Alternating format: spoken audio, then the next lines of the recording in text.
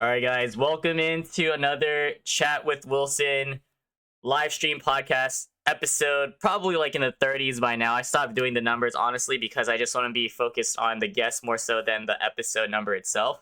But we have NUWIN here, who is actually a rave homie turned DJ this year from OC in LA. Welcome in. How's it going, broskies? Dude, it's going good. How about yourself? Doing great. I just had dinner right before this, so I'm ready. Just working dinner, but ready to chat it up with you. Dude, same here. That dinner was fire, but God, I ate so much. All right, you'll be all right. And everyone, thank you for joining in chat as well. Whether you guys are lurking or here, make sure you guys do follow NUWIN. This is his TikTok link, so you guys could click on that link, drop a follow, say what's up.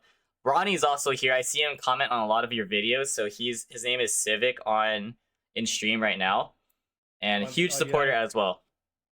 Dude, he's like pretty much like my number one fan, like at this point. Respect. Let's go. You hear that, Ronnie? Let's go. And welcome everyone, Alex, Parker, Blind. Thank you guys. All right, let's get right into it. I want to start with, how about you give an introduction to who you are and talk about some of your hobbies and interests. Sure thing, man. All right, so I go by the artist name NUWIN. As Wilson has just mentioned, I'm from LA OC.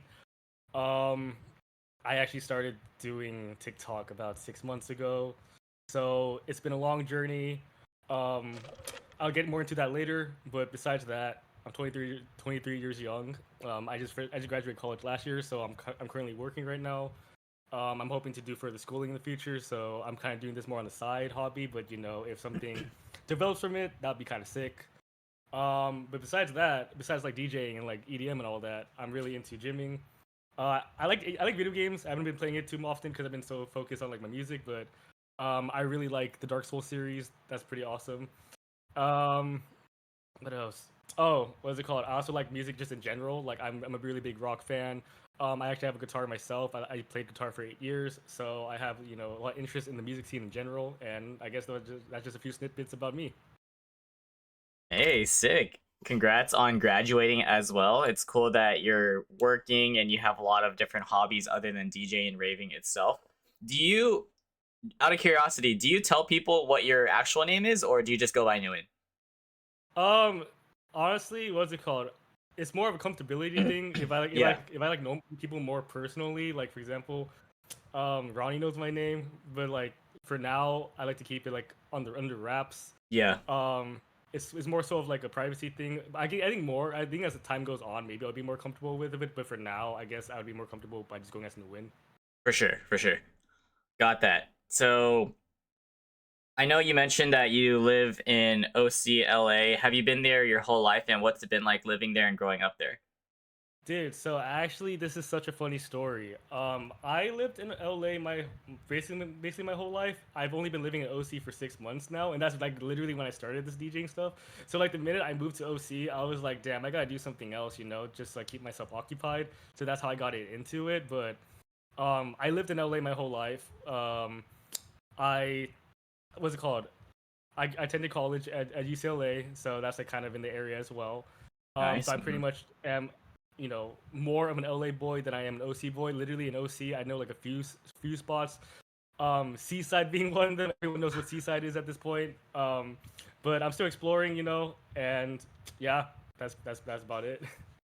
What's the main difference between LA and OC in your opinion since you moved? Dude, I gotta say, like traffic, man, like freaking traffic in LA. God, that's Mhm. like awful. But OC is very chill. I feel like OC is more of a combination between a suburban and urban kind of environment, whereas like LA is like super urban. Everything's a city.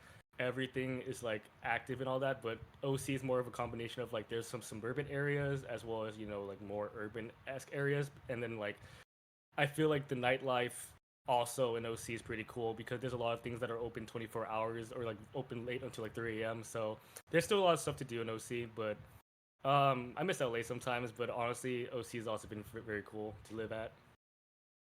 Yeah, so what made you specifically want to move to OC? And would you say you have like a lot of friends there already or know a lot of people in the area? Yeah, dude, what's it called? I actually know a lot of people from OC because we were friends in like college, so like it's kind of cool being down here with them. But the main reason why I moved to OC is because of work. Like that's where I found work, and so that's why I moved here because I don't want to commute 3 hours every day to work. I think I Yeah. would want to like kill myself at that point. Okay, got it. Do you Yeah. currently like did you just find people to move in with or like do you just like live on your own now? Um, kind of found a random like Okay. house with people in it, so Yeah. like rent's pretty good here. I don't really talk to them that much, but Uh-huh. like it's a spot where I live at, and where rent's cheap and it's close to work, so I can't really complain. Yeah. And I know you mentioned like Seaside as one of the examples of places you've explored and everything. Do you consider Yeah, dude. yourself more of a homebody or just like a more outdoorsy person? Yeah, dude. I would say like I'm pretty ambiverted, meaning that I'm both extroverted and introverted. So like Hmm. I'd be down to go like clubbing on like the weekends. But man, like after work, I just want to go home and like just not do anything, Knockout. like just like do my own stuff. Yeah, knock out too. Like also like I gym, after work too. And like when after gymming, I'm just like, dude, I don't want to talk to anybody. I just want to do my own thing. So I'd say it's a mixture of both, honestly. Okay, and with the gym, like what I'm curious to know what type of music do you listen to when you work out? When I work out, I think it's like phases, man. Like yes, EDM because funny enough, like nowadays I listen to EDM more as a way for me to like study the music, so I can like come up with ideas to mash up. Yeah, But yeah. then like other times I like to listen to rock music. Rock music is like my thing as well. Sometimes I like listening to like like pop music, like Sabrina Carpenter type of vibes. Uh-huh. I sometimes have my rap era too, Kendrick, Eminem, stuff like that. I basically listen to a lot of things. I think K-pop also like I listen to sometimes as well. So like really, it's just a mixture of anything and everything. It just goes in phases. Okay, yeah, variety. Gotcha. Cool. So we got to know a little bit more about you. You mentioned that you're ambivert, so that's new to me because I know we only got a chance to like speak maybe once or twice in person since the first time we met and everything, and we'll get into that later on. Yeah, Um, dude. but yeah, thanks for sharing that. Would you say there's more ways to describe your personality, or how would you describe it? Like, let's say meeting someone for the first time, and then just like what are the interactions? How do you like keep in touch? Dude, so like I can kind of tell for myself that when it comes to one-on-one conversations, I'm pretty good. I know how to like converse with another person, but when I get into like a giant group of other people, I start to have this feeling of like, oh, I don't really know what to say because like people kind of know each other already, Uh so I huh. just kind of sit in the background. So I think it's very scenario specific. That being said, like usually it depends also on the context as well. Like if you see me at a rave, man, like yes, definitely like I try to talk to people and like get to know them because people are vibes at the raves. But like if you see me at like a supermarket or like at the gym, I don't really try talking to people. I kind of just kind of keep to myself. So I'm not sure that answered your question, but I think that's kind of No, that's no, kind it of how does. kind of how you said it. Yeah, It gives me more insight. Okay, and then just yeah. lastly to follow up on that. So, what would your friends say about you? Like, Mm, describe you. oh, well, I mean, my friends are my friends, so they would say I'm chaotic. Chaotic's the word they would use. Yeah. Nice. Okay. Gotcha. So, of course, this is gonna be a lot of rave talk, and I do want to bring that up. Of course, let's just get right into it. Right. Hmm. So, talk about your first exposure to a rave, and then lead into your first rave experience and how it felt. Honestly, this is like I would say this is kind of like a story, and honestly, this is like open to interpretation as to what you consider a first rave, Okay. because I have three instances that could be considered first raves, but I'll leave it up to chat and you guys and you to decide. I'll honestly make a Cool. poll out of this to see, but I went to like just backtrack to like middle school when I first discovered EDM. Like, I would say I would like to brag saying that I'm an OG Millennium fan because I listened to Millennium since he started, and that's like back like a long time ago. Um, so that really got me into it. I also listened to like a lot of NCS, Alan Walker, and all that stuff. So I think overall I had like the general vibe of like EDM in like my bloodstream. But to go to an actual rave, I never to be frank with you, I never actually went to a rave until literally last year, like beginning of last year. Um, so now this is where I'm like kind of like, okay, you guys can kind of decide which is considered my first rave. So Yeah. the first EDM event that I went to was actually Millennium at SoFi. However, Ooh. I consider this like my least like ravey esque kind of vibe because I was in the seats. So that's where I kind of like draw. That's kind of where kind of like find the line between like is this a rave or is this kind of a concert? So that's like my first EDM event ever. Yeah. Second like ravey event, I think it's more ravey, would be like William Black at Academy. Is it Academy or Palladium? Palladium. William Black at Palladium. Okay. My friend just wanted to go to William Black, and I was like, damn, I never heard of William Black. Let me go ahead and check it out. So we did, and I would say that's also considered like kind of a rave vibe too, because like is in a nightclub or in a crowd, that's more of a ravey kind of context. Uh-huh. But then like what I would consider like my Magnus Opum of first raves would be like Beyond 2024. That was, in my Damn. opinion, the most magical experience ever. And I'm gonna be quite frank with you. That's what inspired me to do this kind of thing. Because like I see the DJs up there, I'm just like, damn, they throw it down. The music is lit as hell, and it's just like I want to do that. I kind of want to do something like that. So, Hmm. um, yeah, Beyond was like actually like the most magical thing that's ever happened to me. And I went to Beyond 2025 this year, and I was like, dude, it's still the same magic. Like, I feel like because Beyond is like my first ever festival rave, I feel like this is gonna be the one festival that I would never skip out on because it's just so like memorable and so nostalgic. So yeah, those are what I consider. That's what I would consider my first three raves. I'm not sure which of what you guys would consider the first rave out of those three, but Yeah, yeah.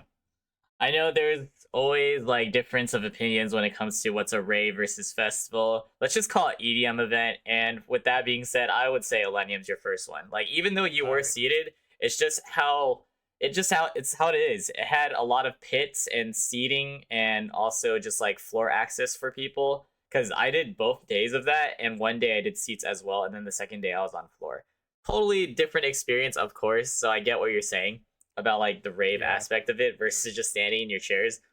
But yeah, I would count that one. As for Palladium, I've been there once, and that was more of like a rave vibe overall. I guess it really depends on who plays as well, Hmm. but it's cool that you got to experience that. And then Beyond, yeah, it's for sure your first festival, and that was very lit too.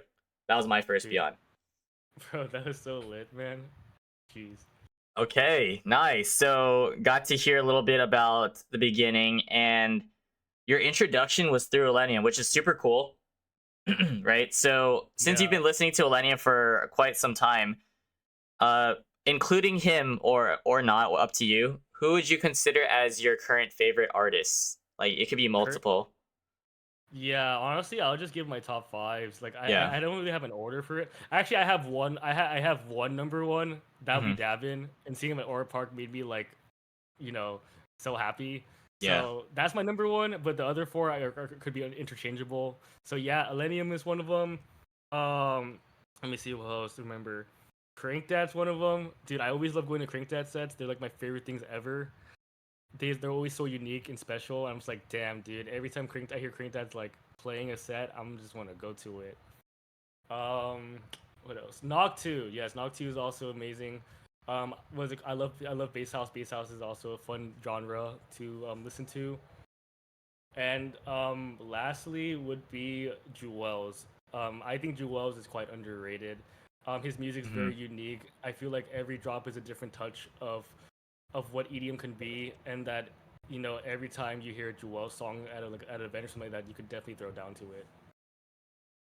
Nice. Okay, quite a few different ones. And again, out of curiosity with Elenium, what's your favorite songs if you have some? Considering that you listened to him like since the beginning. Dude, okay, so like off the top of my mind that I can think about, Fractures is so memorable. I love Hmm. Fractures. Fortress is an OG. I'm a Nice. very big fan of Fortress. What else? What else do I think? Night. Is it Nightlight? Nightlight's one of the Is it, songs. yeah, yeah. There's a Nightlight. There you go. That's the name of it. Nightlight's amazing. Um, let me think. What else? I think his overall like I keep forgetting the names because honestly I haven't listened to Lennium too much in the recent times. Recently, But that's yeah. my OGs. Yeah. His like other recent Millennium, the 2023 album Millennium. I overall like that vibe of as an album because like again I grew up on rock. I love punk, so like the Does more have a punkish lot of vibe that. to it, Yeah, dude. elements of that. What, dude? What's it called? There's some bands in there that are like my favorite that he collabed with. Avril Lavigne's up there, and then Hmm. like I'm not many people know these guys, but All Time Low is probably my top two favorite bands ever. So like to see him collab with these people, I'm just like holy shit, like it's insane. But yeah, that's like one of my favorite albums from him. Hmm. Um, to be quite frank with you, I'm not like his biggest fan of his Yeah. newest stuff because it's very I would like to argue that it's very John Summit vibes. And like no hate to John Summit, but he's all right. I would still go to a John Summit thing though. But like, Tech House is like it's all right. It's not up there for me, but I still go to Tech House. And I think he's going down like that route. Um but I did remember him playing like an unreleased song at Aura Park that sounds like Good Things Fall Apart, and people claim that to be like Good Things Fall Apart Part 2. So, foreshadowing, maybe that might be another mashup in the future when it releases. Ooh, But that'd be sick. Okay. yeah, but those on the top of my head are some of my favorites from him. Yeah. Cool, nice, nice. Yeah, Millennium definitely experimenting with quite a few things, and it's your honesty, your truth, right? So if you don't like John Hmm. Summit, that's totally cool. Appreciate the honesty. Do you have to do something? I heard the alarm. Yes. I need to get my laundry real quickly. I'll be right back in like literally I think 1 or 2 minutes. Yeah, yeah, no worries, no worries. Like I got it. Do your thing, man. Okay, so welcome in, guys. Thank you guys for dropping by to check out NUWIN so far. Hope you guys are enjoying it. I see all the chats, but I'm just trying to be respectful and just listen to what he has to say. I love the engagement though. What's up, everybody? Kasala, Swiss, Justin, Ronnie, Parker, Amanda, welcome in. I saw you earlier. Natong, hello. And then Active, welcome in. Matt was here too. What's up, Matt? And Matcha. Hello, Steve. Welcome in. Earlier stream today. I feel like the more I talk, the more like I lose my voice at times, so I have to clear my throat a lot.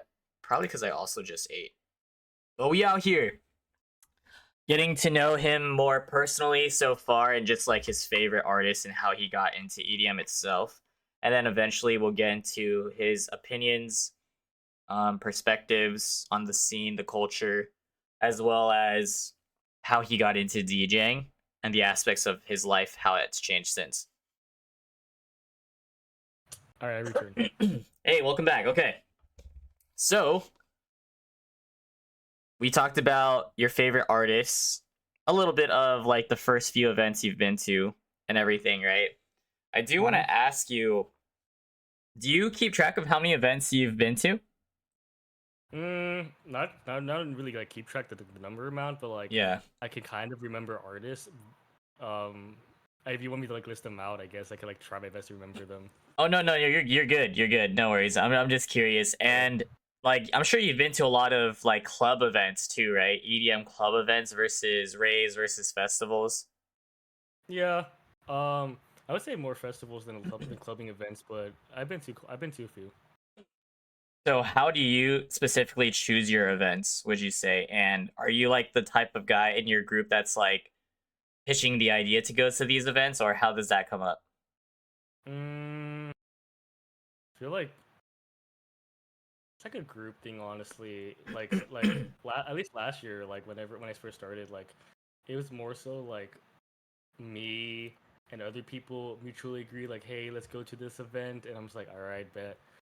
And I feel like that's still the same vibe around this time.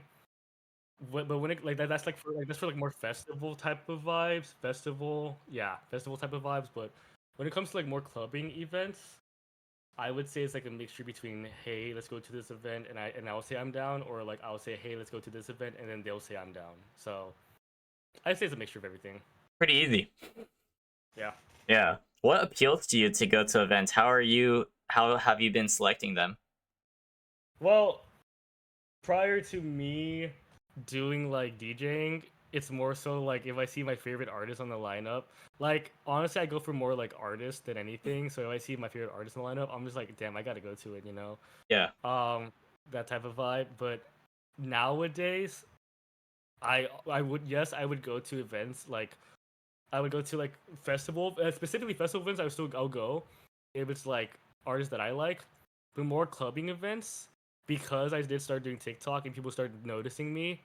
It kind of gives me like an incentive to go meet these guys because they actually reach out to me and say, "Hey, I'm gonna be playing at this spot. You should come check it out." And then that's what like kind of incentivizing me to say, "Hey, let's go. Let's link up. Let's say hi." And so that becomes more of an incentive as to why I would go to like some certain clubbing events. Okay, so part of a networking type of thing and making friends, like connections. Yeah, dude. Very cool.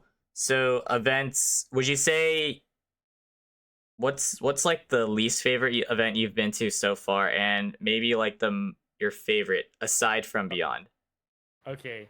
Are you familiar with Into the Horizon? Yeah. Dude, 2025 Into the Horizon was probably my least favorite event that I've been to. Like I would like actually straight up give it a 2 out of 10. Damn, that bad. Did you go to both days? Is it Chainsmokers and Griffin, or which one was that? I I went to Chainsmokers and Griffin. Those were the highlights, but like the thing is like it's so unmemorable and so like boring. At least because again, everything most of it's house. And like house is like not my biggest thing, so like I feel like every set prior to those two were kind of the same. But I gotta say, Chainsmokers threw down. I love the Chainsmokers, hearing them, and also like they were kind of like my big influence of EDM back then too. So I'm like seeing them live for the first time ever. It was kind of sick. Seeing Griffin also was pretty sick too. But like, it was just a matter of like, I only went for those guys and then no one else. And then also I saw Alesso before Chainsmokers, and I'm not gonna lie, dude, Alesso kind of disappointed me. I was like, man, this is kind of a trash set. So literally all it was Chainsmokers and Griffin. So like if I think about it like monetarily, I spent $230 to see two people. Like that's kind of a rip off. Damn. How was the crowd production and just like everything else then, aside from the main artist? Dude, during the Chainsmokers set, like the music went off 3 times. Like Oh, they messed up the music 3 times. Like not the Chainsmokers, yeah. the audio team. And then even the Chainsmokers just like we're like, what the heck? What happened? Like what happened to my set? So Yeah. it was it was just kind of a mess, honestly. 2 out of 10 is very, very low, so yeah, I believe you on that one. How about favorite then? Favorite. That is also it is hard, honestly. Um that is a hard one because like there's so many good ones that happen. Hmm. Um I'm trying to think, man. That's actually is a good question. I will. Aura Park is definitely up there. I would say that. It might be up there actually. Um, what else? Lost in Dreams is always a vibe. I always like Lost in Dreams a lot. 2024 Lost in Dreams was amazing. I was because like seeing Dab this guy live was Hmm. insane. Um, Oh, you went to both of them. Okay. I went to both. Yeah. Um, it's honestly a hard question. Honestly, like anything with And Davin in it, it's like it was magical. I'm just Davin biased. no, no worries. So you went to Lost in Dreams this year and last year. Very curious to know which one you like better and how did it compare. That is a hard one because like on one hand, I Hmm. saw Dab this guy the year prior, and that was probably one of my top 3 sets. Um, yeah, that was insane to watch them live. But then this year, I Yeah. saw Alan Walker, who again was my OG, Hmm. and to see him play his music music live kind of blew me away. So that was hard. And then also like all the other sets were great too. Trivecta, Jai Wolf, Slander was great too. Griffin's melodic set was also great too. So like it's just really so like honestly after explaining all this out loud, I would say 2025 is better because yes, Dab This Guy is amazing, but that was like one memorable thing I remember from 2024. Whereas 2025, I remember so many things from it. Yeah.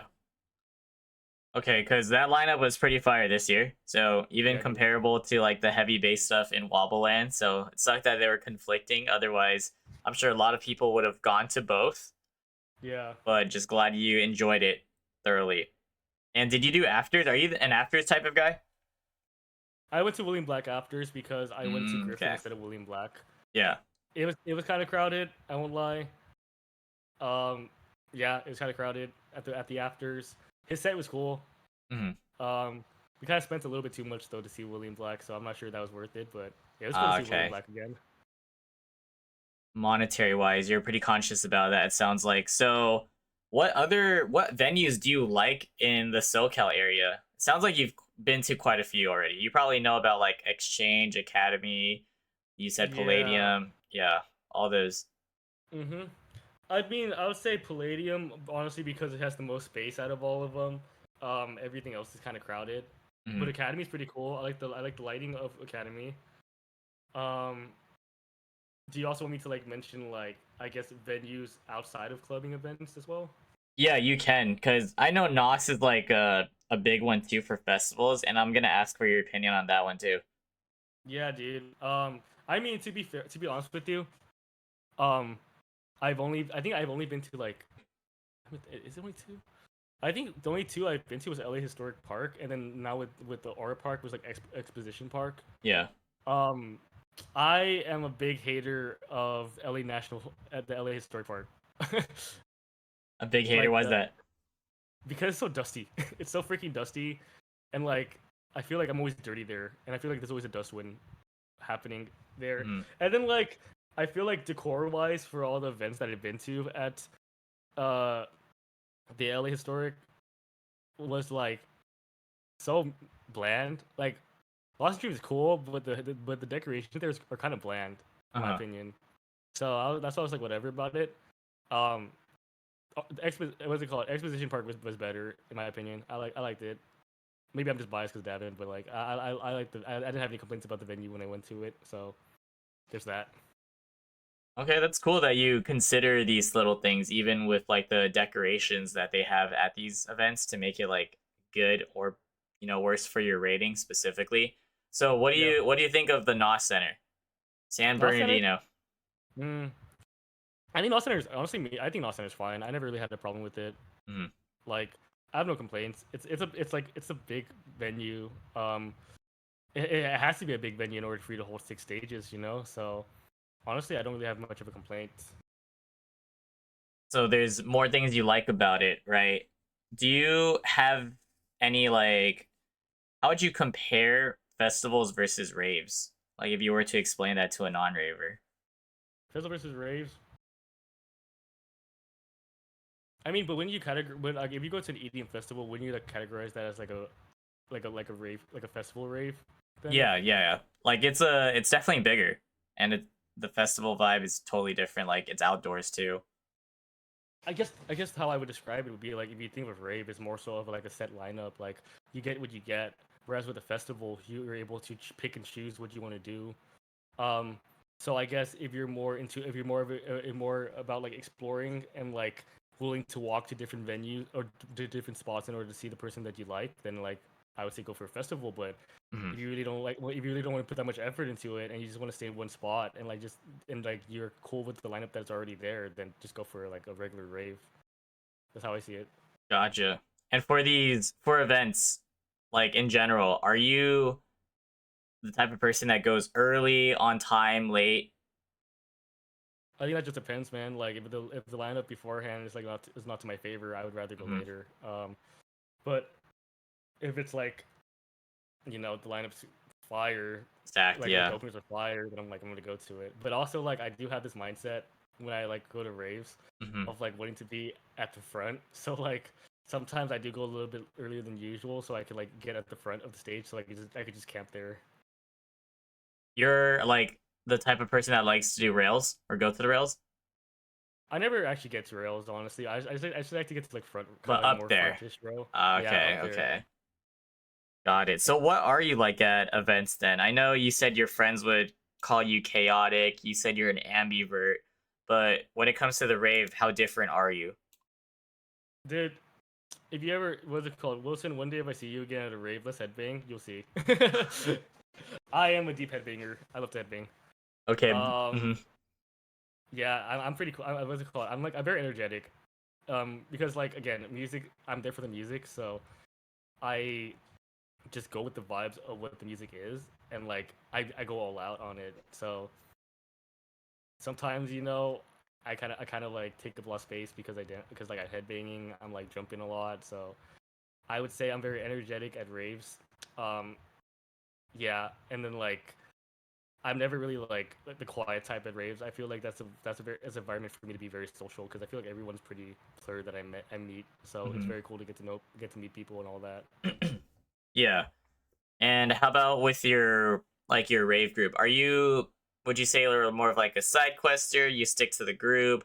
Who are you in the group? Like such as a rave dad or just whatever you could describe yourself as? Honestly, I feel like I could be all those things really because like I Hmm. don't I don't like drink too crazy. I don't get drunk that much. So like I can honestly take care of people. Yeah. Um, so that's like the rape dad aspect. Other times when like when my group disagrees about when to one part of like going to one set and when to go to another set, I'm just like, all right, see you guys later. I'll meet you guys over here at this time, and then Huh. I just go on my own. Um, but like I tend to like to stay with the group if I can, like just make sure to like, just see if we can all stick together. But if not, then I just go on my own way and then find them Mm. later on. And then like if I can't find them later, I always designate a spot like, all right, if we by the end of the rave we can't find each other in the crowd, then just meet at this designated spot by the end of everything, and then we'll be good to go. That could definitely go towards rave advice. Yeah, so Yeah. since you're pretty outgoing and just high energy when you're at these events and everything, would you say you tend to make a lot of friends or meet a lot of people at every event you go to? I'll say at least meet one new person. Mm. Um, I'm more quiet at some events than others, but like at least I meet one person at least like exchange one candy per rave. Nice, So bring candy. Mhm. yeah. What's Yeah. the so speaking of candy, what else do you bring? What's like the rave gear and setup? What preparation do you make to go to raves? So I am very minimalistic. I Hmm. bring one water pack, my wallet, ID, and phone, and then we call it that. That's essentially all I bring. Um, to keep it simple and make sure I don't lose anything. I'm not much of a trinket guy, so I do have Hmm. candy, but like I don't really buy trinkets to like give out because I feel kind of lazy to do it. So I just like hold on to like what I have. But when it comes to big festivals, I do bring my totem, and like funny story is the Chaywan like the American Chaywan flag that you see around. Yeah, I see a lot of this. Yeah, dude. I own that, and the reason why I own it is because my friend gave it to me on my 22nd birthday. It's like, happy birthday, man! I got a flag. I'm like, well, I guess I'll keep use it as a totem now. So, I use that flag at like events, so like it could help people find where I'm at. Yeah. It's kind of unoriginal. I'm just like I'm too lazy to buy another flag, so I'm like I just use that. It's still something. Yeah, Totem bearer. Do you like carrying totems? dude. I'm not gonna lie, not really. I feel like if I do it if it's necessary. Like if it's a group bigger than like five, then like maybe I will. But if it's like two, 3 or 4 people with me, I just would not. Got it, got it. So, yeah, based on these events, who you are as a person, you got to talk about like your first rave, your favorites, and everything. What are some future events that you're looking forward to? I'm actually gonna hit up what's it called, Electric Soul like the on 9/11 like the Le Seraphim pre-party. That's like one I'm thinking about. Hmm. Um, Besides that though, I'm honestly still debating. I went to go to Night Hearts, but again, I'm not getting off that wait list is not happening, so I'm not sure if I'm gonna go to that one. Escape, like I saw the Escape lineup. I'm kind of Hmm. iffy about it, so I'm still deciding whether I want to go to it or not. Um, what else? I think I think Apocalypse, right? Yeah, I might want to pull up to Apocalypse. I like that Thanksgiving lineup. weekend. Yeah. Yeah, I might want to pull up for that one. That was pretty good.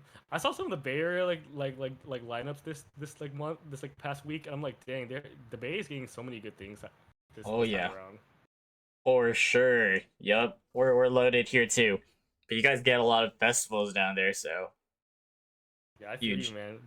But like freaking 11 back to back dabbing, God, that's crazy. Would you ever come up for an event in the Bay Area, or have you?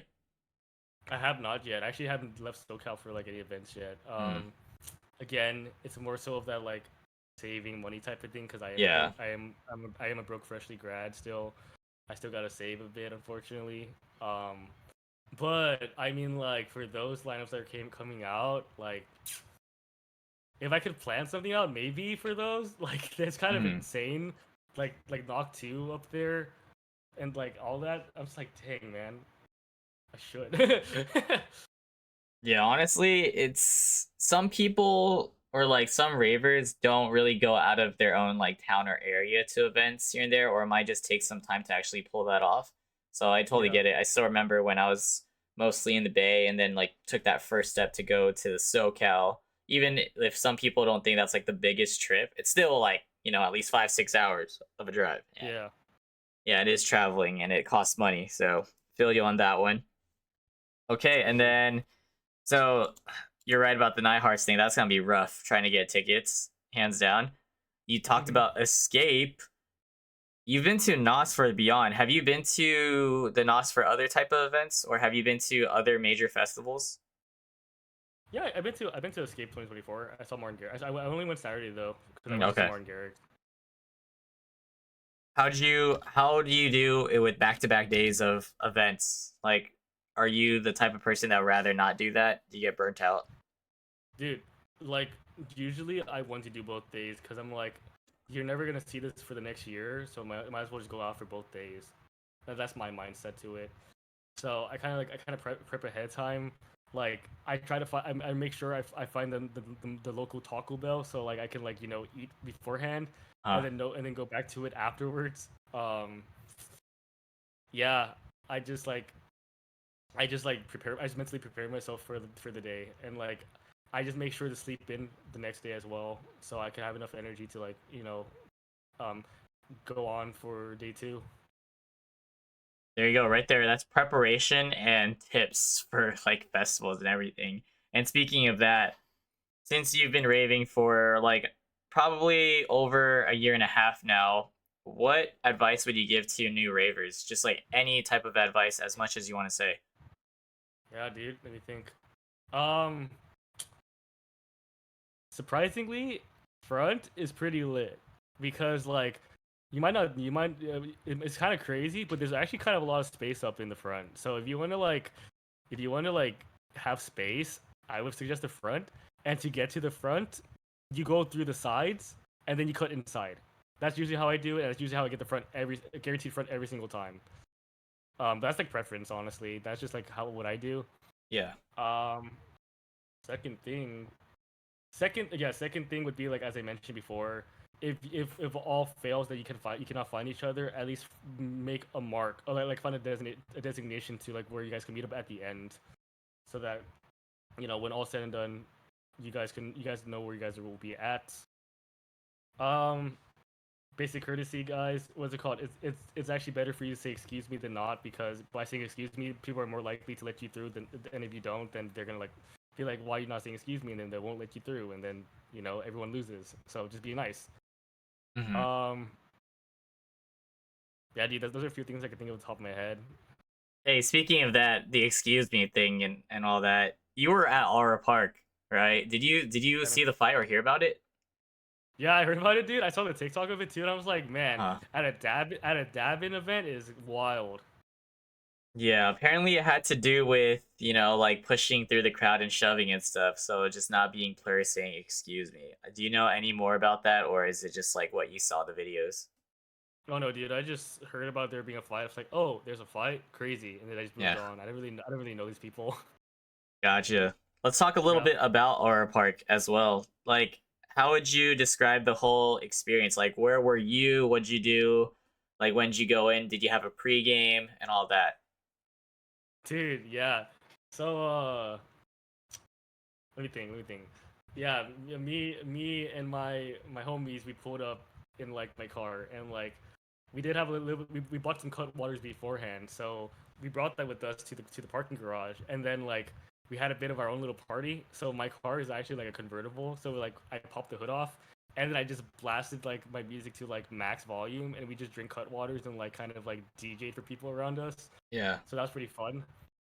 I also got a candy from it too. Like a girl came up to me afterwards, like, "Thank you so much for DJing," and just gave me a candy. So I was like, "That's pretty funny." That's nice. Yeah. So we did that, and then after that, we got in time for Tisoki. Mm. That's it. That set was pretty lit. I actually like Tisoki a lot. So that was pretty cool to go to, and then. Yeah, we just made our rounds. We made sure to go to the bathroom, get our water packs, basically prepare everything before we lock in to get into the middle, get into the crowd. So, um, I was wearing my Millennium jersey that day. I think you saw that.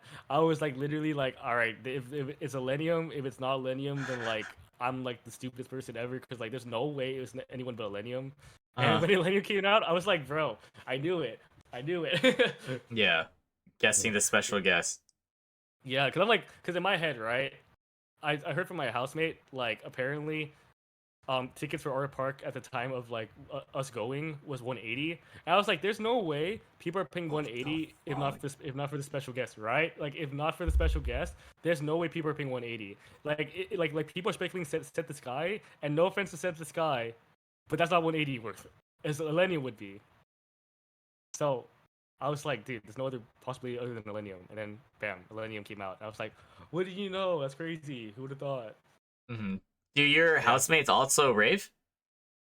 Just one of them. Okay, so you Um, go with your housemates sometimes. I don't. No, I don't go with my house. He goes with a separate group. Okay, okay, but you We just talk talk about about it. yeah, we just talk about it Mm. at the house. Yeah. Okay, okay.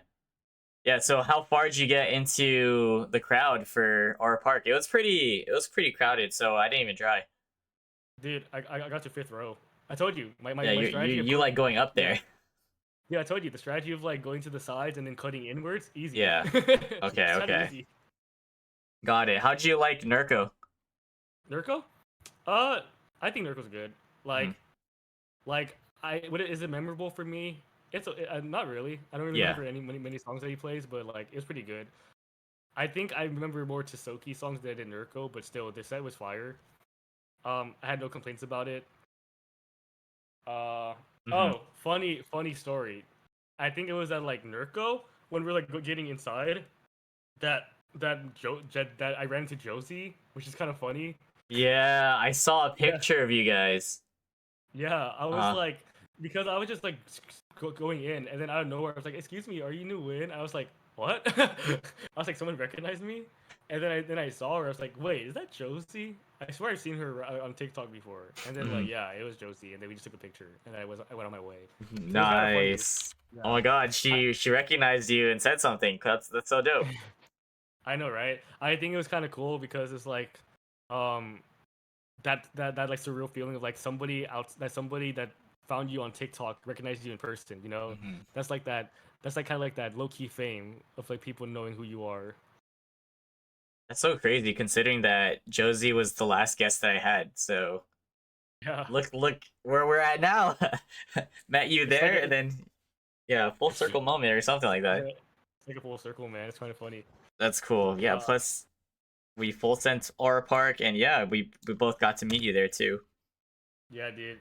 Also, dude, thanks for the Pokemon card. Do I still have? I think I have it. Right. Oh, shit.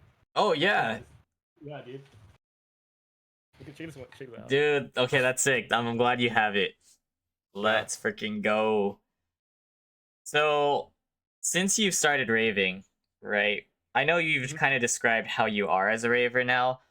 How have you grown so far, like since the beginning versus like now when you go to events, and talk about how it has impacted your life personally? Back to my life personally. I mean, when I first started raving, I kind of didn't know the tips and tricks and stuff like that. We kind of just like, I kind of just went with the vibes of things, you know, enjoyed my time and everything. But I feel like as I went to more raves, I found more issues and things. And like now that you mention it, I do remember, I do have like another word of advice, honestly, at least in my personal opinion, Yeah, go for it. I usually avoid Ubers because Ubers take forever to come and they're usually pretty expensive. So at that point, I just drive. You know, I just have one DD, honestly. That would make you get out faster and like you don't have to deal with Ubers overcharging you. And like last time at Escape 2024, I remember Mhm. we waited for an Uber for 2 hours after the Damn. event. Yeah, dude, bad. So I was like, never Holy. again. Yeah.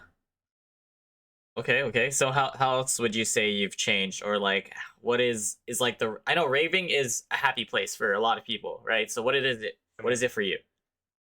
Um, I think yeah. At first, no, it is. It's still a happy place. Every rave is a happy place. I go to it because I enjoy the music. But I think as it progressed, like in terms of like me going to become more immersed within like the technicalities of EDM, you know, both the music and its like mixing, I became more aware of like mixing techniques, you know, ideas of keeping vibes, understanding the dynamics of like going from one song to another. Mashups are freaking sick, so that's why I do a lot of mashups, you know. Mhm. So I think it's becoming more of like a place for me to learn on top of enjoying my time learning, you know. Every new set is a new inspiration for me. Is a new inspiration for me, and kind of makes me want to continue doing this because, like, you know, once again, I always seeing a DJ on stage. It just makes me feel like, damn, that's freaking sick. I hope to do that one day. Mhm. Nice, the inspiration from it. Okay, so yeah, there's just a few more things before we get into your DJing journey. So Mhm. you talked about like the advice, learning lessons you've gone through. What would you say is like the wildest experience that you've or thing that you've seen at a rave or witnessed? Oddest thing that's in an array. Um, I mean, oddest thing. I mean, at Aura Park, I saw someone throw a Miffy at Millennium. That was kind of funny.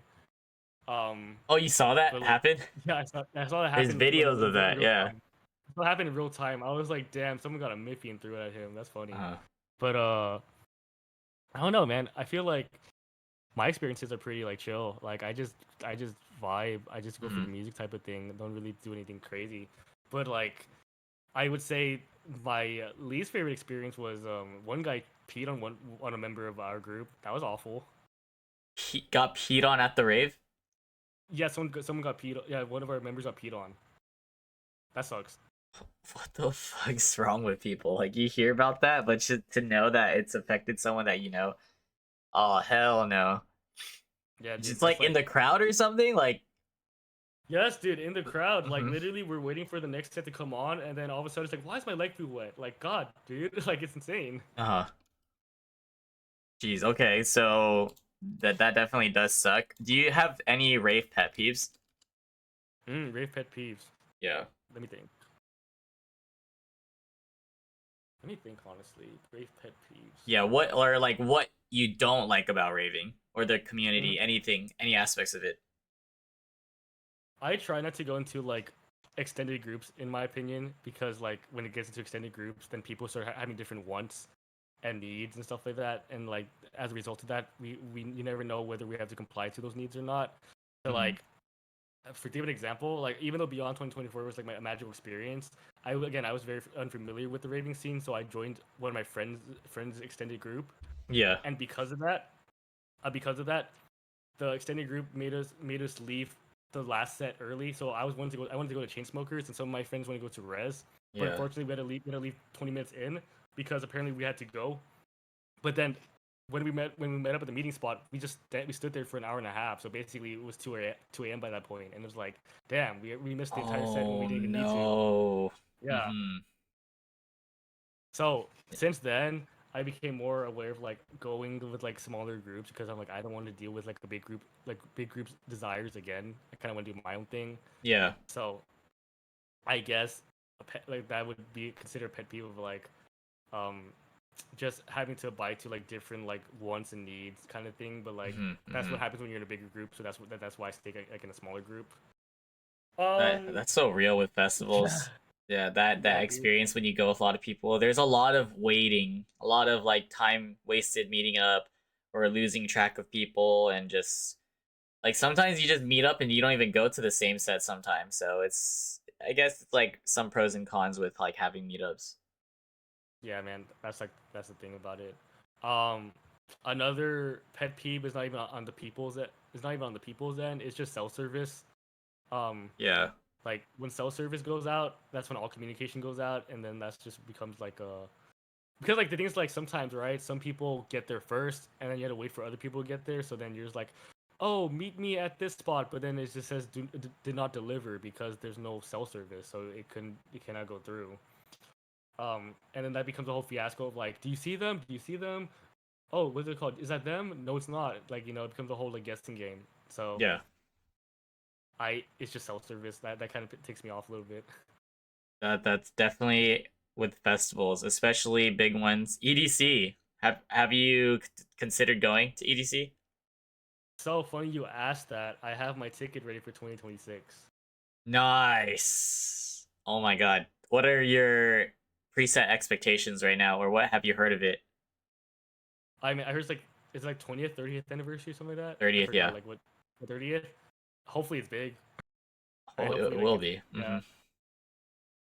So you're pretty excited for that then. Yeah, dude. I just gotta like train the body to like be ready to endure 3 days. So Uh-huh.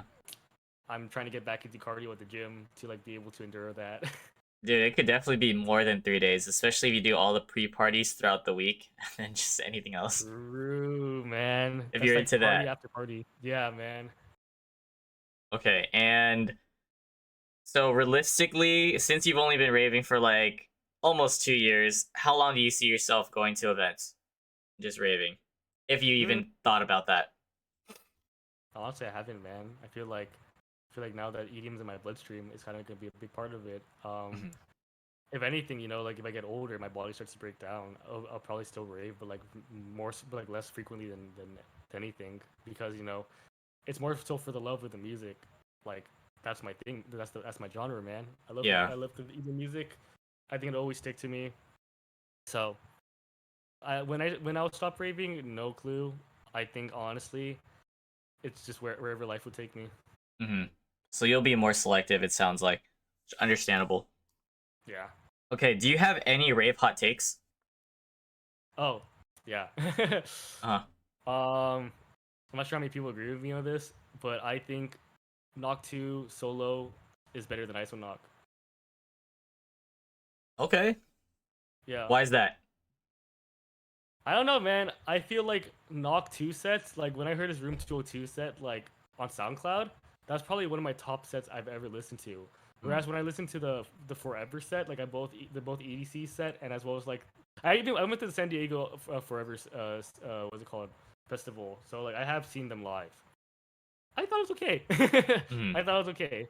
I think Knock 2 sets are like just dude, they're just so energetic. They I yeah. think more than anything I love energy. And I think I get that vibe more from Knock 2 than anything by himself. I've heard a lot about that with friends where they just really enjoy hearing Knock 2. You definitely feel the difference or hear a difference when they're together. Although they Mhm. both bring great energy. So bass house, like you said, versus maybe like trap elements. But Mhm. I don't think that's like too much of a hot take, but it's cool that you mentioned that.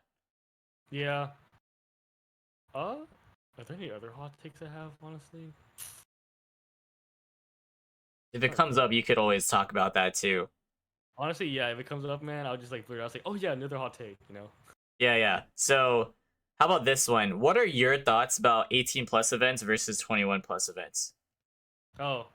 Um I mean, again, this just comes from my experience. Like, I really don't mind 18 plus because like there's definitely ravers. Like sure, there's that stereotype that ravers are like not mature enough Hmm. to go raving, but it's just like I'm on the perspective of if you like the music, you like the music. Why restrict people from doing what listening to what they love?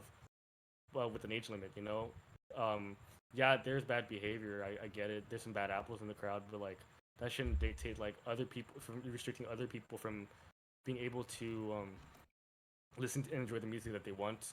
So I feel like 18 plus should still be instated, and like just make sure they don't drink because like that's like the legal law. But besides that, Mm. let them listen to the music that they want to listen to.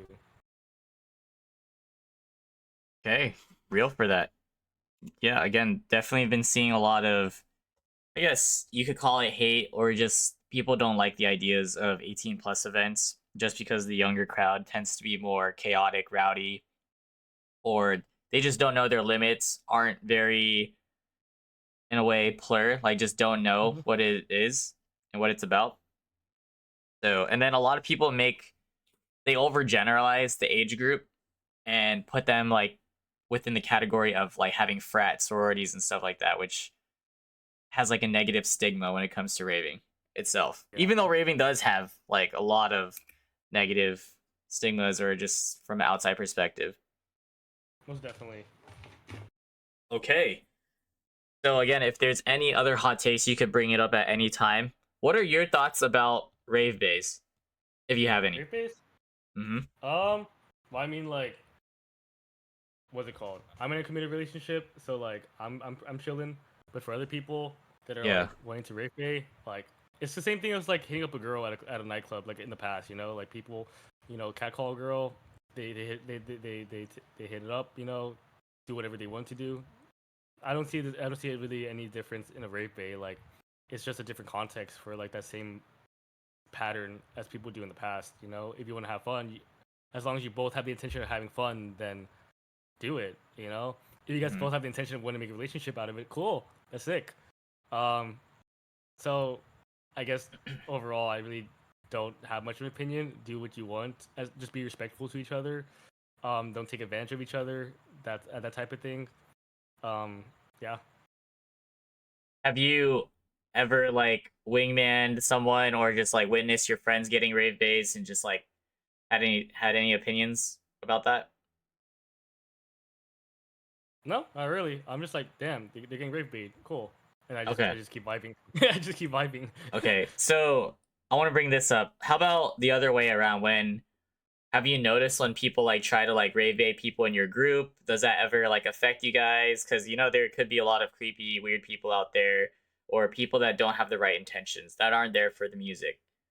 No, I feel you, bro. I Hmm. understand that aspect. Again, it's like it's kind of hard for me to say stuff to like give out like that general advice because it hasn't personally happened to me. Like I'm gonna be real with you, man. I mostly rave with guys, so it's like usually they're the ones raving. But like the times that I went with like my female friends, I always glance at them to make sure they're okay. You know, like Yeah. if they look like they're having a fun time and like they like are consenting and like I have talked to the guys sometimes too that are talking to them to make sure they're fine and like Hmm. yeah they usually are fine. It's more so like their choice as to what they wanted, what what my female friends want to do, as long as like they're they're aware of what's happening, Yeah. and also like as a second protection, I'm there too. So you know, I guess what I'm saying is like they can do what they want, but I do always have that protective eye just in case. Yeah. Yeah. That's cool that you do a vibe check in a Hmm. sense to like talk to the people as well, Yeah. people that are interacting with the group. Okay. So before getting right into the DJing life and how you got into that, right? Let's talk about how we met. Yeah, What dude. do you remember of how we met? What the night was like, the interaction, anything you have to say. And Dude, I did not tell him to say anything, all right, guys? It's all on him. bro, this is so funny, dude. This is we met right before you kind of like did your TikTok stuff, right? Or were you Uh, already doing TikTok um, by then?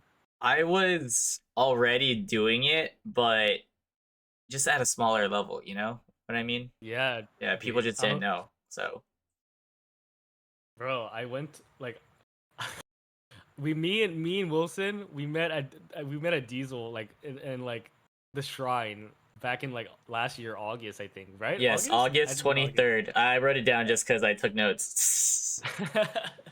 Dude, it was just it was just random. Like I went with my sister and my hometown friend, and we just wanted to like vibe, and then we just bumped into Wilson, and like we just talked, and we were just like getting to know each other. And he's like, "Hey, I'm from San Jose." He's like, "Oh, cool, I'm from LA," and then we just hit it off from there. Got each other's Instagrams, you know. Like, dude, I thought you were cool. Like, what's it called? You were just a vibe. you were there vibing to Shaquille O'Neal as much as I was vibing to Shaquille O'Neal. We saw the big dude up on stage, and we were just like having a good time. Yeah, what do you remember from that night? And do you remember meeting my friends as well, like the others? Yeah, I remember. I remember meeting your friends. I did forget. I did forget the names. I do apologize for that. All good. Yeah, but I think it was more so my sister like interacting with you guys because I think at the time I was Mhm. like, I was with my friend. So like my friend, that was actually his first time ever raving. So I Yeah, was trying to yeah. like, yeah, make Mhm. sure he's all right. So I think that's why my sister talked to you guys more than anything. But like, dude, like I don't, I still remember you, man. Like, what's it called? Like it was even since all this time, like I still remember you. I remember like you're a cool vibe, and then like once I started like TikTok and I saw you on TikTok. I was like, man, that's Wilson. I met him at Shaq. He's a cool guy. Yeah. Okay, okay. So you started seeing like my TikToks and stuff when you got into it, and then you realize you're like, oh shit, I met this guy before. Yeah, I was like, oh dude, that's Wilson, man. Like I met him. I met him at Shaq. I was like, let me follow Mhm. him. I honestly was following you, but I was like saying, man, is he gonna remember me? And then you did. I was like, shit, that's crazy. Yeah, dude, we were like with each other for a majority of the event. So Yeah, I man. still remember that. And yes, I remember I was making TikToks and stuff then because that was my first time at the shrine. And I went super early. I was like recording everything around, just like chilling there. And then yeah, you, your sister, and friend came through. What I remember about you is like, yeah, it seemed like you were very close with your friend, like looking out for him. It felt like he was definitely the most quiet. You were kind of like in the middle, and then your sister's like the most talkative out of Yeah, you guys, at least from that moment when I met you yeah, guys. But it was fun. It was a great night overall. dude, it was fun. Dude, yeah, that was a Shaquille O'Neal was great. Yeah, and to my surprise too, like I was pretty shocked when I started seeing you like posting on TikTok and everything. So Yeah, man. yeah, there's that. And then we did meet at Aura Park after like a whole last year. So it was Yeah, again man. another full circle moment because Aura Park was, when was it? Was it on the 23rd or something? Like it Yeah, was, I think it's 23rd. Yeah. yeah, and considering Wait. that, yeah, I met you Wait. on the 23rd of Wait. last year, right? Wait. So I'm telling you, like, I literally met you a year later is basically what I'm getting at, which is fucking Bro, it's crazy. actually bro, it's actually fate at this point. Because there's a lot of moments where we were at the same event. I feel like maybe we just didn't get a chance to like meet up or anything, but this was a lot more organized Yeah, and man. easy to do It was so. actually yeah. Dude, it was great seeing you again after all these years. It's pretty sick. Yeah, even if though it was brief, it felt like we've been like keeping in touch, especially like constantly seeing each other's content. So Yeah. it didn't feel like it was a year or anything. I know, All dude. right. It's kind of crazy how things work out sometimes, you know. Yes, exactly. So let's lead into your journey as becoming a DJ. It definitely sounds like you've taken a lot of inspiration from seeing other artists doing their thing, jamming it out on stage. Hmm. But what actually made that final push for you to, get the board, all the equipment, and what was the start like for you versus where you're at now? Yeah, dude. Actually, you know what? This is kind of funny. I got my board before I started raving. I just, I like, I just decided one day, like for like for a birthday gift, I was like, "Mom, Dad, can I just get a board just cause?" And Uh-huh. they're like, "Cool, okay." So I got a board, and I started like trying to like mix like, you know, the generic party music, as in like, you know, party rock anthem, you know, just that those type of music, those type of songs that people can recognize. So I was just starting off there. I never really considered EDM really. But that's more of an on and off thing. I think that's like back in, let me think. Is it May 2020, May 2023? That's when I got my board. Hmm. Um, yeah, I was just on and off about it. I didn't really play with it or play around with it. Fast forward to like near the end of my college career, senior year. That's like May, April 2025, the 2024.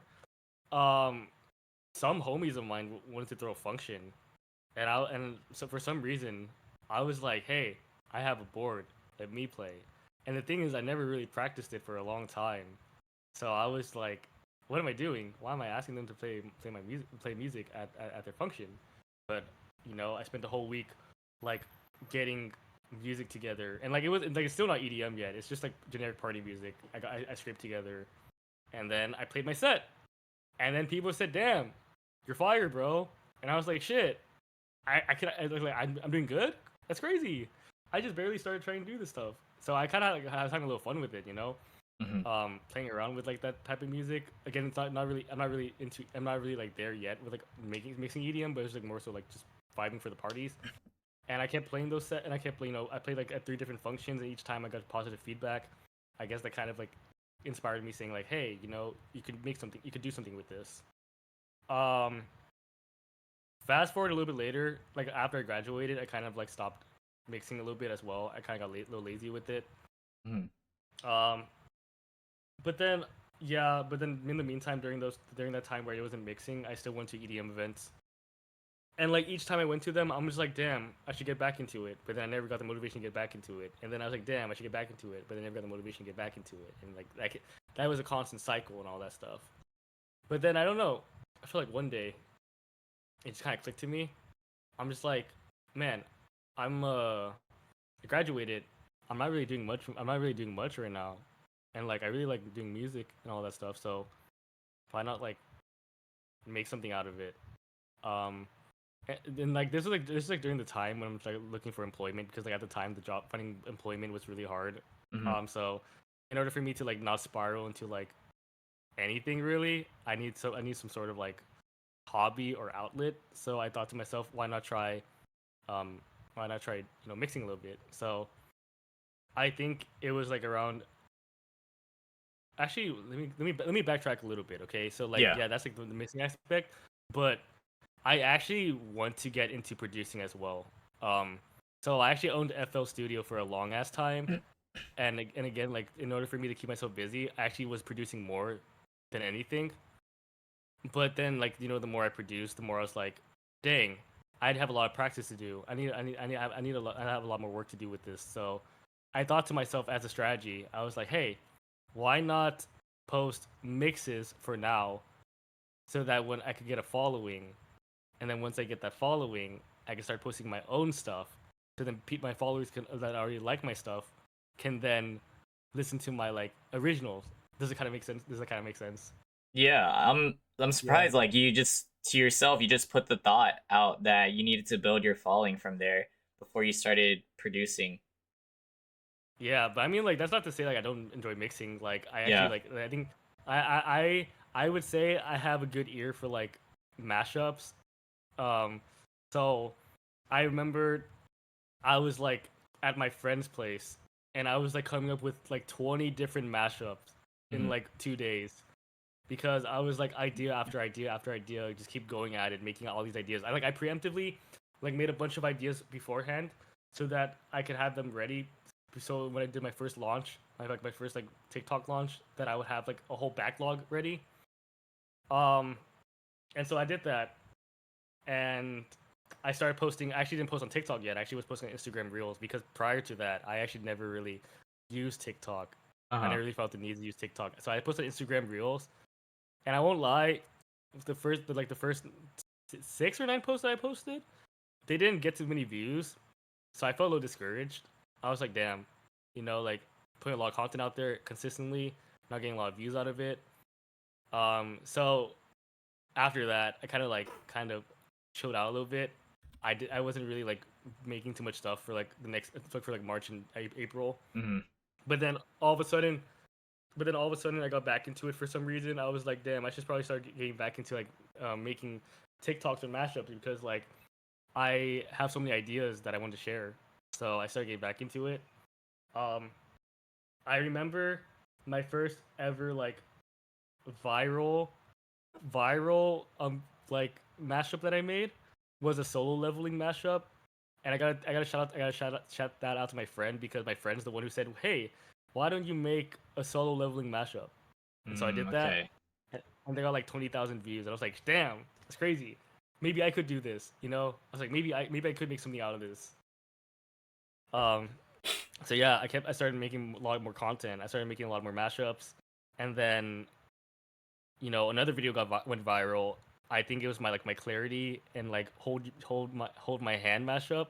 That one like went pretty well, and then like I just kept consistently pumping out stuff out, and then mashup after mashup. Some did well, some did not. Some did insanely well, and I kept that up. And within the span of like May to now, I was able to accumulate 1,000 followers. Back in May I was only at what 80, and now I'm at 1,000. So I was like, my growth it was a lot faster than expected because I thought to myself like my goal was to hit 1,000 by the end of the year, but I hit it in 3 months. So I'm just like, that's insane.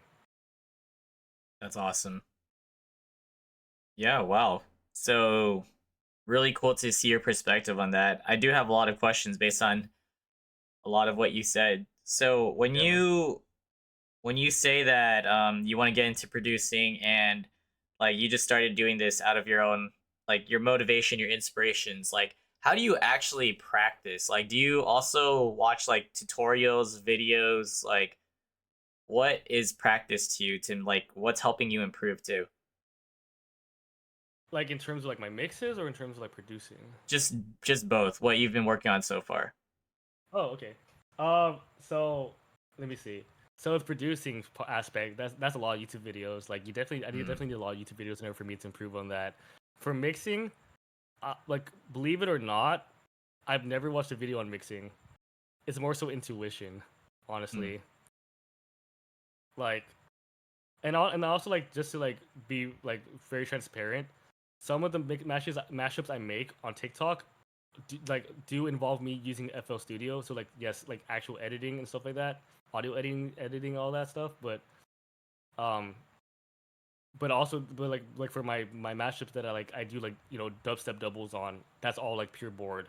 So like I could say I'm very diverse in terms of like my skill sets of like using a board as well as like being able to mash up over like a program or something. hmm. Okay, so what would you say is your like day to day as of now? Like what does the day look like and how much time do you incorporate into your schedule with practicing and using the board? Mm, I would say like what's it called? I go to work. I wake up at like 6 in the morning, and then I go to work from 7 to 3:30. Hmm. And then I would try to gym from like 4 to like 6. Get back, shower, eat my lunch, eat my dinner, up until 8 p.m. And then after that, like around that time, I would like try to, you know, make a mashup for like an hour or so, or like come up, or, like try to make the idea for my brain go Uh-huh. onto like an actual like onto like my my recording, and like after that, record myself, you know, re-record myself with that like audio recording, and then from there editing and all that stuff, and then just getting it ready for the next day to post it. So that's about like how my schedule looks like right now for how I post my TikToks. So it's kind of a busy schedule, but I do manage make it work somehow. Yeah, so you're working on it almost every day, would you say?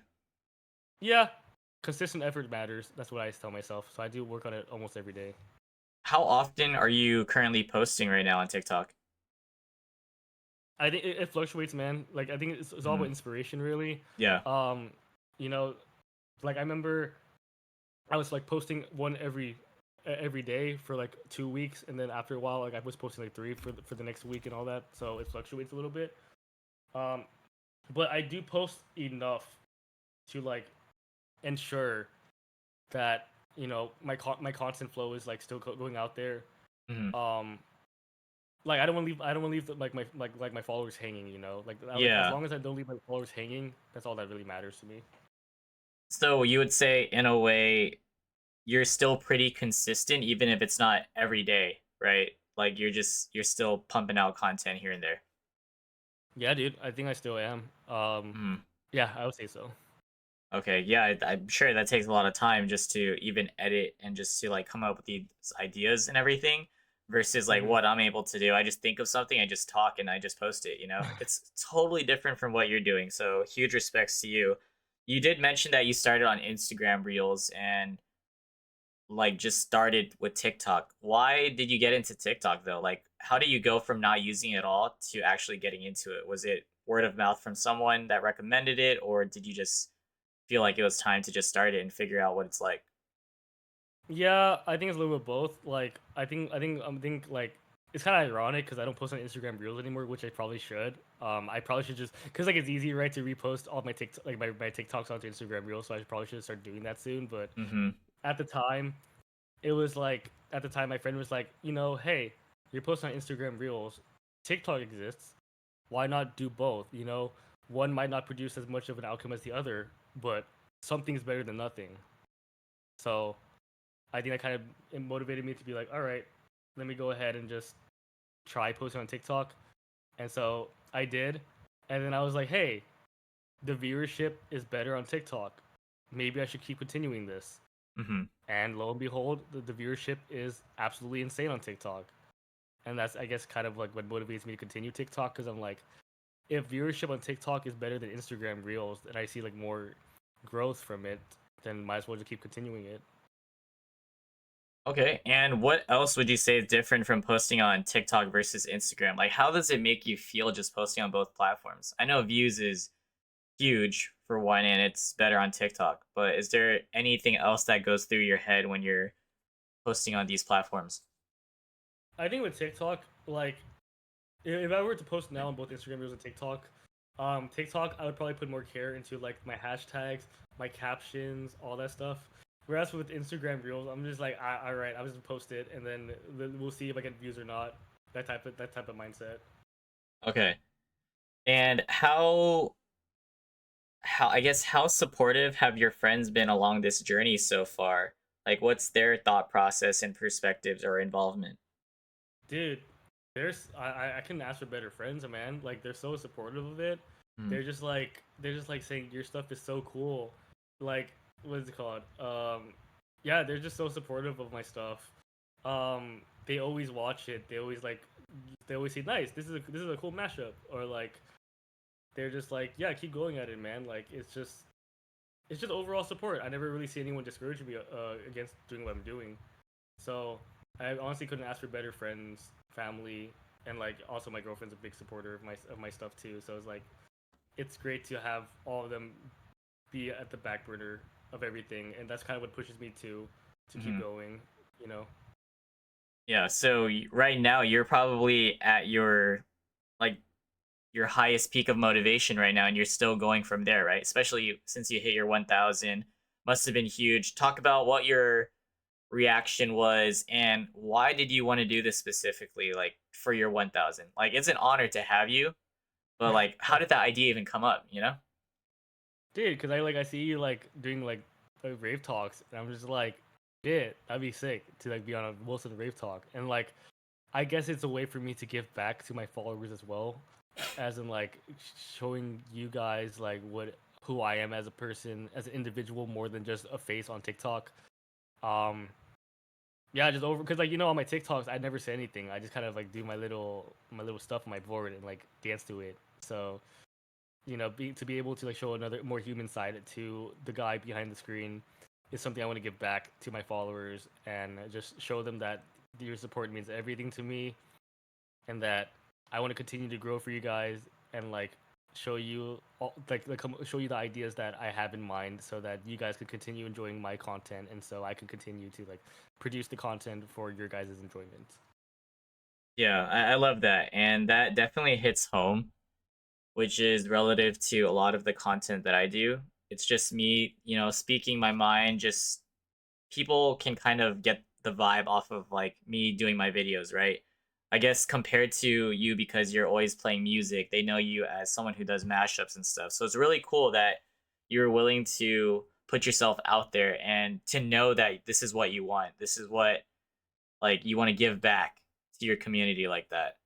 So even for me too, this is our first time having, much of a conversation really outside of an event too. So I've Mm-hmm. definitely learned a lot about your insight and perspective of your journey so far and what you're trying to accomplish. And so yeah, good stuff. Keep it going. And with that, what's the goal for you right now when it comes to DJing, producing, content creating? Where do you want to be? Dude, my biggest goal right now is one live show. I've yet to do a live show. So like I want to be able to like actually be a physical presence to people, and I think that would be the sickest thing that could happen. I think that's also a little part as to why I do TikTok. Is like yes, TikTok is a way for me to like show my stuff, but it's also a way for me to like show the bigger industry that I am an entity that people enjoy, that they want to see me, and so I would hope from the TikToks, like I get to more exposure and all that, so that people know that I that I do exist and that I do make pretty good mashups, so that maybe they can book me. Mm-hmm. But also like to just grow overall in the EDM scene, because I love EDM music. I do want to make stuff that's related to EDM. I hope in the as I keep making mashups, I also hope to keep working on my production so that I can start like actually pumping out like my own original remixes or original stuff. It'll take time, but that's why for now, like, and also time and confidence. So that's why for now I'm like doing my mixes. But I Mm-hmm. hope like with the support from the people that follow me, I'll be able to do everything that I ever really wanted. Nice. So that's you expressing your dream, your goals, and you did say it's gonna take time. What is the current next step for you to just be on a whole different level for yourself? Next goal, honestly, the next goal is just to keep going, keep being persistent. Mm-hmm. Um, Actually, very funny leeway story. Honestly, after Aura Park, Yeah. I went to an after party, and at the after party, I met Huang. Oh shit. Nice. Yeah, so like me and Huang talked, Huh. and Huang told me this really cool, inspiring thing. He says the people that are successes are the ones that are still standing, meaning that people in the music industry that are successful are the ones that kept going. So from those words, it kind of like just told me like like keep going, keep pumping out content. The thing about TikTok is like you can pump out a lot of content, and like no one would really bat an eye against you. So just keep posting. At least for me, I want to keep posting quality content for everybody. Um, yeah, just overall, just keep going at it. Whatever ideas come to my mind, put it like make it happen. Make that idea become a reality, and then share it with people so that they might have another day of enjoyment of a mashup. Mm-hmm. Something that might be so that maybe something that like they never would have thought of becoming a real thing, and be like, oh my god, that works so well together. Like I hope to be able to manifest so many like ideas into reality, and to make people overall just, I guess, happier in life with the mashups that I make. Dude, that's fucking amazing. You know he's in chat right now? I did not know that. He heard everything you said about him. Oh my god. Oh, Huang's here. What's up, man? Mike, dude, that's so sick. Appreciate all of you Dude, guys for being here. bro, Mike, you still gotta listen to my remix, man. I sent it to you. That's so cool that you met him at a party after and his words were Yeah. inspiration for you. So more circle, like full circle moments. Oh my god. Dude, literally small. It's actually such a small world, Sometimes like you're just like sometimes a figure like feels like so out there, but then you're just like, damn, he's actually way closer than you think. It's just insane. Mhm.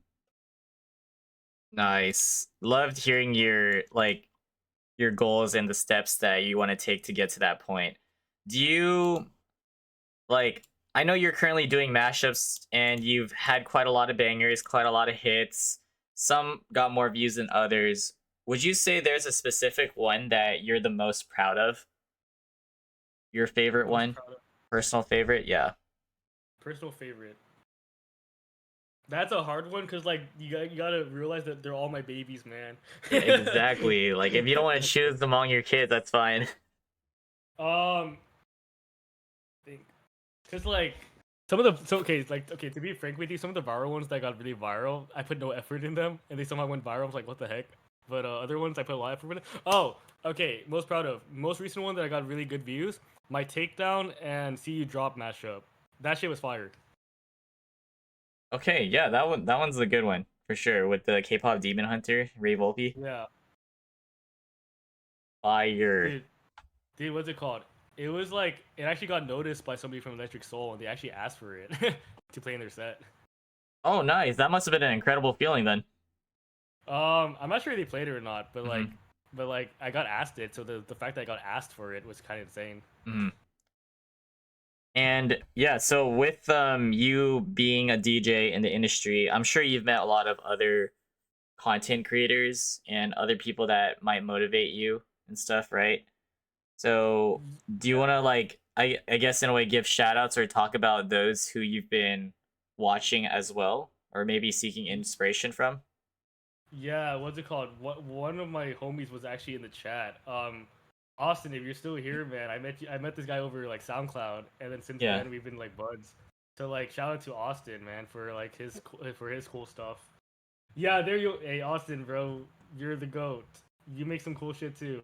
I'm happy we're friends, man. Um, what else? Another dude, he goes by Viridian on the TikTok too. He makes the craziest doubles. He's also Hmm. been a cool TikTok friend of mine. Shout out to him as well. Another dude from SD named Kaiju. I'm not sure he's in the chat right now, but like he's also lit. Shout out to you as well. Big shout out to Ronnie because like funny story. Ronnie helped me met Sabai. Like I think like 2 weeks ago, 2 or 3 weeks ago at like San Diego. So like yeah, it was kind of experience. Oh, Viridian's here. Dude, what's up, Viridian? Yeah, shout outs to Um, everybody. yeah, so like shout out to all the people I met too. Also, shout out to the DJs I also met live too. I'm not sure in the chat right now, but a few people such as Soup, Hyphen, what's it called? Edge, Sabai and Huang. Like you guys were also sick. I also met Johnny Che too. Shout out to Johnny Che as well. Um, just a lot of cool people I met, and it was like just saying all this out loud. It's like, bro, I met all these people within the 3 months I've been grinding at DJing. Like, that just shows you how powerful TikTok could be for somebody aspiring to do music. Hmm. Like, if you're in the what's it called? For people in the chat, if you want to DJ and you want to like you want to like get out there, just make TikToks, man. Like, it's actually way more powerful than you think. It'll get you so many like it'll get you so many opportunities. It's insane. Yeah, so with all of that, like we're talking about motivation and everything. Um, do you? I know it's like pretty competitive in a way. How there's always a Yeah, lot of people. Do you ever feel that way, like there's a lot personally, of or people. just the? I wouldn't say it's like the saturation or just how many people are into DJing and stuff, but does it Hmm. ever feel like you compare yourself to others, or it might feel a little competitive in some way? Like, what are your thoughts about that? Dude, what's it called? I actually had to like just say no. I never feel any sort of like pressure like that because I mean, from my perspective, I am doing this as more of a side thing. Something that could a side thing that could bloom into something bigger. Yes, Hmm. but at the end of the day, still a hobby. So I guess from my perspective, I never feel pressured or anything like that because it's like I care more about me being able to display to others what I have to offer. Um, I am in control of that, and that I am the only one who should really matter in that sort of aspect.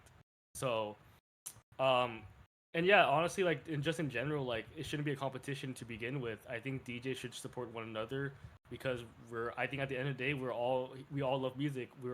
We all have the same passion. So why not just all be friends? All of us just help each other out, send each other tracks, say make mixtapes, give each other opportunities, anything like that, like I don't really think there's much of a competition for anything to begin with. So um I guess to overall answer your question, no, not really, man. Like I think it's just overall just a community of support and love, and I think we all love to make music. Good, love that. And it's cool that you're giving a lot of people shout outs, right? That just motivate you continuously. So just talk a little bit more of how people are able to support you moving forward. For me moving forward, Mhm. dude, just follow my stuff. That like if you follow my TikTok, I love you. um just keep listening to my stuff. Honestly, at the end of the day, if you listen to my stuff and you enjoy it, that's that's perfect. That's all I could really ever ask for. Um, yeah, just keep supporting, keep loving it, and yeah, that's it. That's all. That's really it. Exactly. Positive vibes only. Yes, like, follow, share the content, comment, repost, all of that good stuff. I Yeah, definitely man. love it too when a lot of people comment on my videos and everything. So yeah, I'm sure you also experienced that same feeling.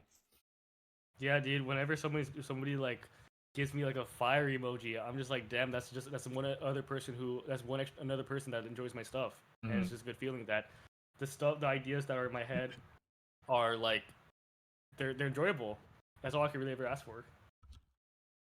So based on your content journey with both DJing and posting here and there, right? What would you Mm-hmm. say is your biggest struggle so far, or the downside of it? Downside of it, so what's it called? I guess word of advice slash my personal preference of things. Um, I like to go a little bit more above and beyond and like make sure to edit my videos. So instead of just like it's like instead of like just having me, I guess DJ and like not really add anything to it, I take a step forward, like add effects to it and all that stuff, add captions, add text and all that stuff, and that does that does add more time Hmm. to video production, and so as a result of that, it adds up, and as a result of it adding up, I do feel a little bit burnt out sometimes. Not in making music, but of just content production. Like it is a lot of work. Like, I love it, but it is a lot of work. Hmm. It does take time. Um, yeah. So I guess in that regard, um, you said you asked right, like what keeps me like motivated or like what's the struggle, right, of like doing this. Yeah, the struggle, or just, yeah, greatest struggles while you're going through this all. Yeah, so like burnout, and then also Hmm. like TikTok algorithm is a bitch. Like I'm gonna be for real about that. That Wilson, that recent post I tagged you on, like with free and like and like bulletproof, like Yeah, yeah. that shit did not perform well, and like I tried to re-upload it, and then TikTok was saying sorry, this shit is like copy is copied, therefore it's not gonna be added to your for you page. I'm like, dude, what the fuck, like Mhm. like me trying to repost it and all that stuff. So it's just so like honestly, I feel like not the YouTube algorithm, TikTok algorithm is a hit or miss. Um, to give another example, right? Like my takedown mashup, my first one did really well, has over 10K views, but my second one I kind of posted because I want to advertise like the fact that it's now a full mashup on my SoundCloud. It only got 600 views, and it's just like, what? Why? It's the same like cool mashup that people like. Why is it getting less views than like the other one? Mhm. So I feel like TikTok's algorithm as a whole is kind of confusing, a little bit frustrating sometimes. So I feel like sometimes it's a hit or miss, despite you really liking your content, but I mean like I also have to have the mindset of just move on from it. Yeah. Like basically fucking we ball. Like it is what it is. Keep going. No, exactly. I definitely agree that no matter what, you should keep going, because I don't know specifically how you measure your success. I definitely know that views do mean something, and it's a great way to track your progress when it comes to like all of that work you're putting in, right? But then, sometimes you mentioned that the ones that you don't put as much effort in just like blows up sometimes. So you just never know. So just, yeah, keep going forward with it and just keep doing more and more. So Yeah, for yeah, like it's good. yeah, for anybody who's like really interested in content creation, if you like consistency does matter, because if you think about it this way, you have a more likely chance of one of your if you post 100 TikToks, you're more likely to have one of them blow up than if you post only 10 TikToks. One of them blows up, it will be a lower chance. So, yeah, keep posting. Gotcha, right. So, Yeah. and other than that, I'm not sure like how much you watch TikTok nowadays, like although you're on it, like maybe you're more used to it since you've been using it this year and everything. What type of content do you like watching, and who are some of your like favorite content creators on TikTok?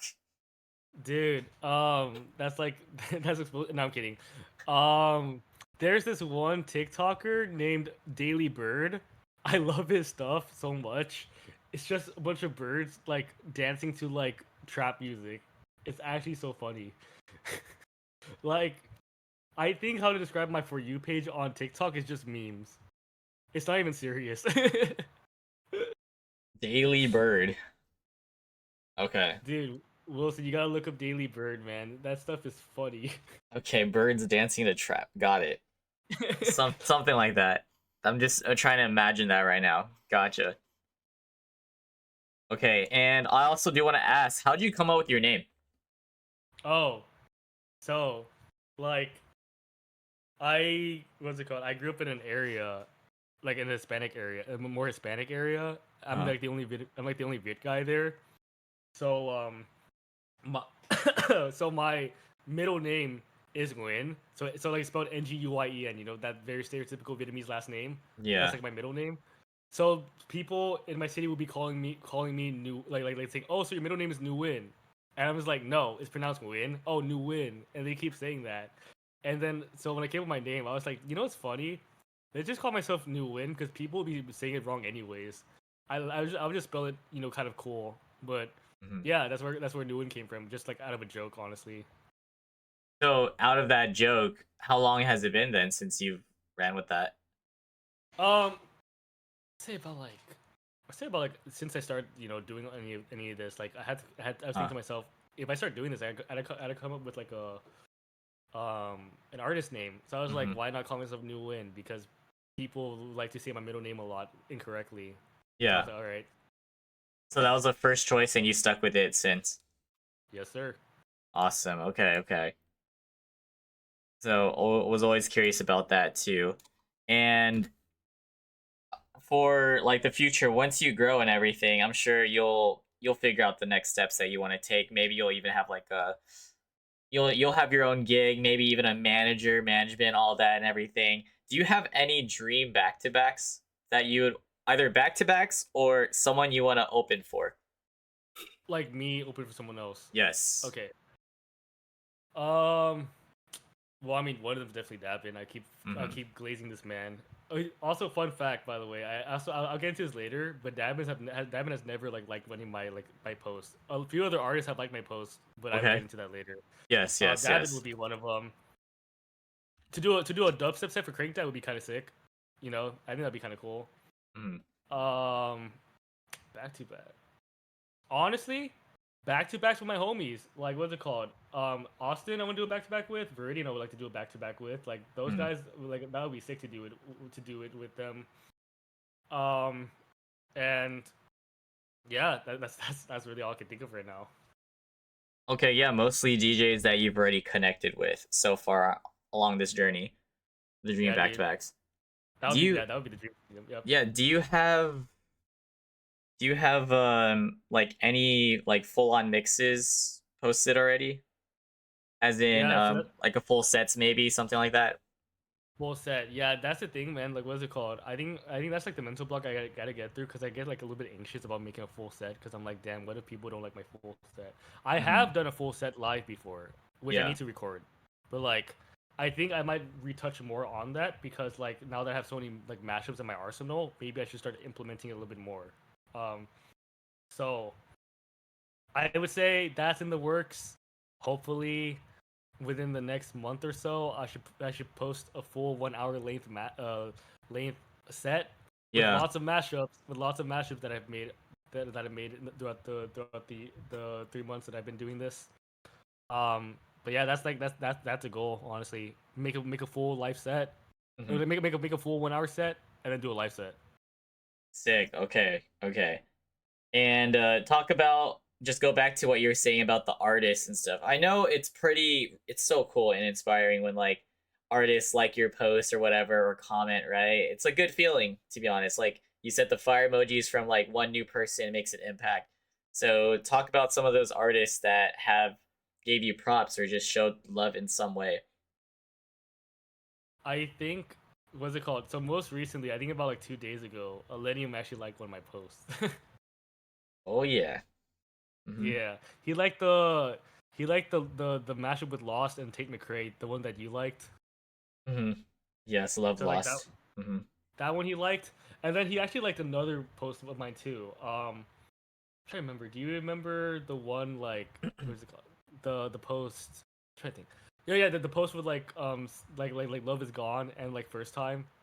Yeah, I played that on And this stream right yeah. before you got on too. Oh, for real? Damn. I Okay. played some of your videos already. Oh shit. Okay. Yeah. Yeah. That one Elenium liked, and that one is kind of insane because I didn't even tag Elenium on that one. He Mhm. just liked it. I was like, what the heck? Yeah. I ended up on his For You page. That's kind of crazy. Um, but yeah, Elenium was crazy. To other artists that I've gotten likes from, Crank that liked my post. He liked that type shit and The what is it Skrillex and called? Nightmare one. Yeah, the Skrillex Nightmare one. He liked that one. Mm-hmm. Um, William Black liked one of my posts before. Trivecta did Very too. nice. Seven Lions did. Yeah. Jai Wolf commented on one of my posts before.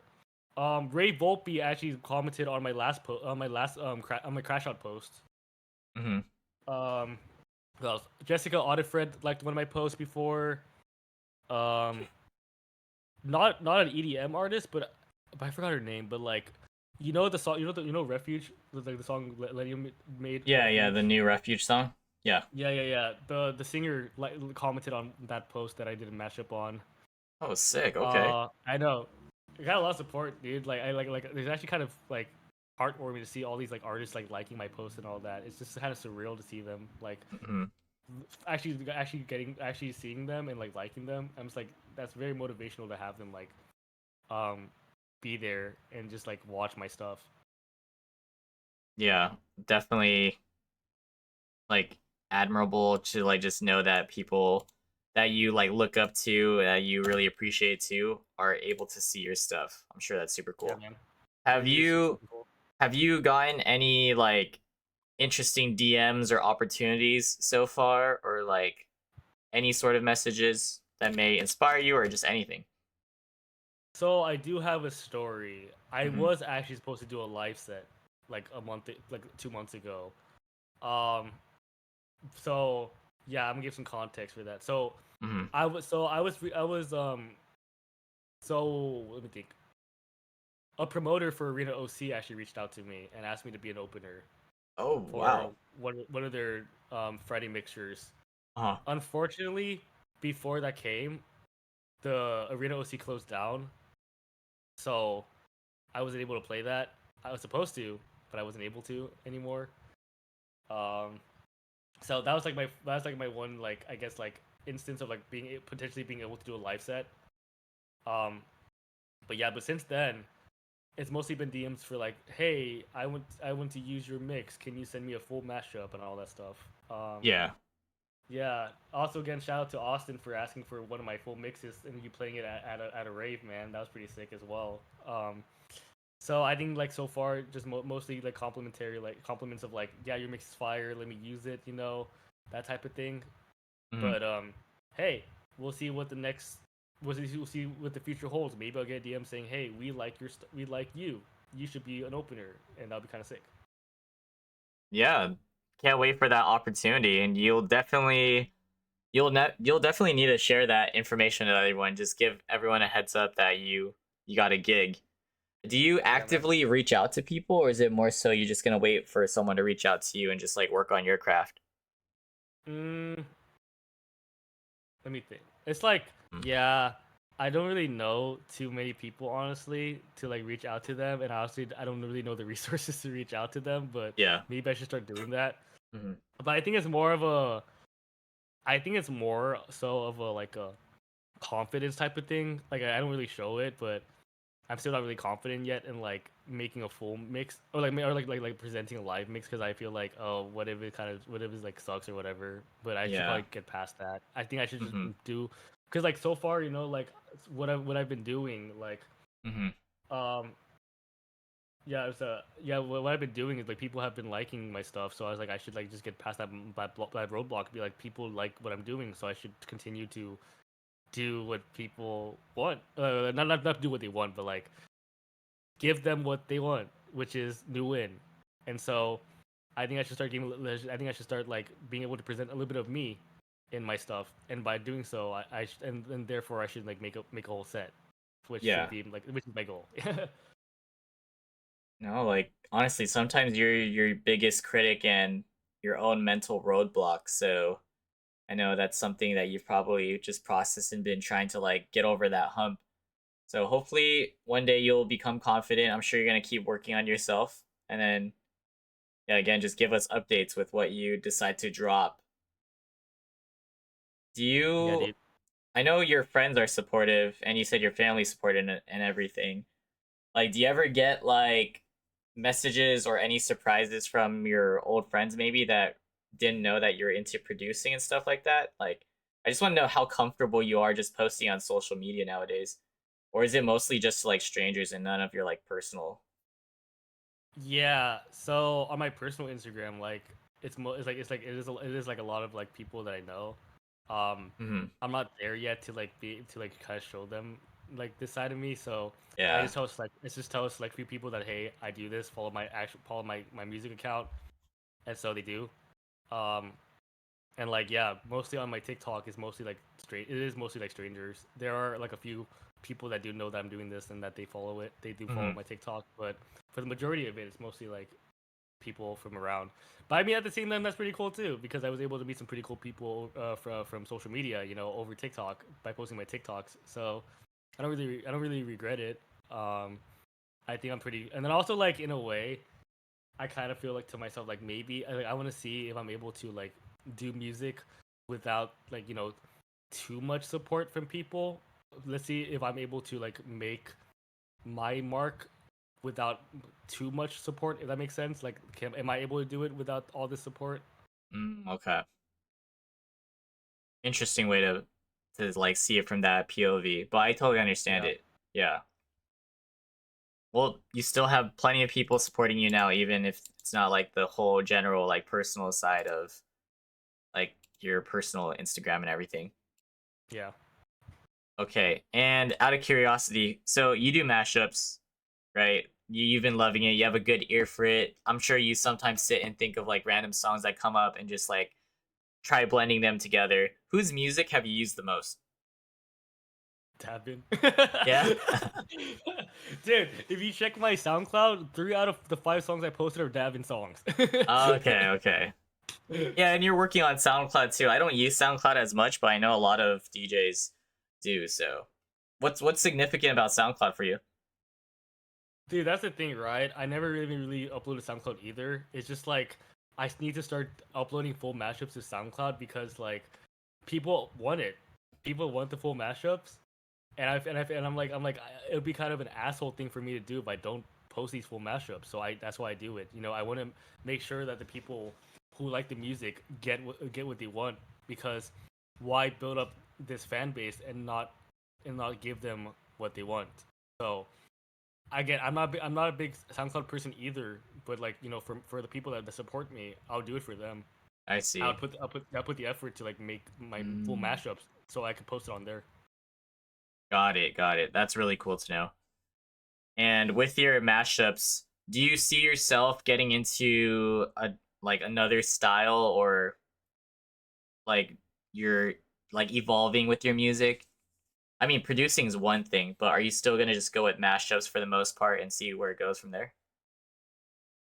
Well, again, it's like I'm doing mashups for the time being because like again Yeah. because like producing, I'm still fairly new to it. I'm like half a Mm. year into it, so like I'm not like the most like I like it's not the most polished stuff ever. Yeah. I mean, I did send you I did send you like the remix I made for the competition that I wouldn't mind you playing out loud because Sick. I am quite proud of it actually. I am pretty proud of it, but it's just like I need to like get I need to like ensure that it is industry level standard. You know, Hmm. ensure that is the most it could the definitely most it could be, and by doing so, it will take time. So I'm very patient with that. You know, if I don't Good. show any production for like the next few months, so be it. I'll keep showing mashups, but I just want to make sure my craft is like something that is to a standard that is like you know qualifiable to be I guess at a professional grade. And like maybe that sounds like perfectionism, Huh. but it's just like it's just more so like I guess in a way like my sort of self-respect of like putting out there the best content that I'm able to put out there, and I keep that like mindset for like even my mashups too. Am I put what I'm putting out there? Is it the best that I can do? If it is, then so be it. And even with like even like if I ever post any like remixes or like originals, like if it's the best that I can do, it lives up to a standard that I think is like good enough, then so be it. Hell yeah, man. Love that mindset. You want to be your best version of yourself and then just give it your all. So definitely what it Mm-hmm. sounds like. And yeah, speaking of the work that you put in the competition, I do have them ready to play. So I just want to share, like, take some time to share some music with you guys.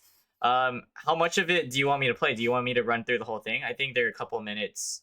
Do you also send Dude, me the Hold My Hand Clarity one? yeah, because that's actually an unreleased full mashup that I'm planning to release soon. So I want you guys Uh, to be the first to hear it.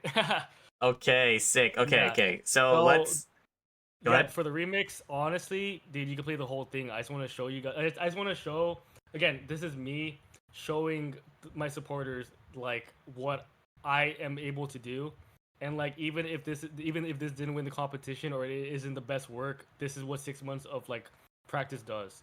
So I just want to like just show like, display that for you guys and see if if you guys like it or not, and if you guys don't, so be it. I gotta keep working on it, but I just want to put myself out there.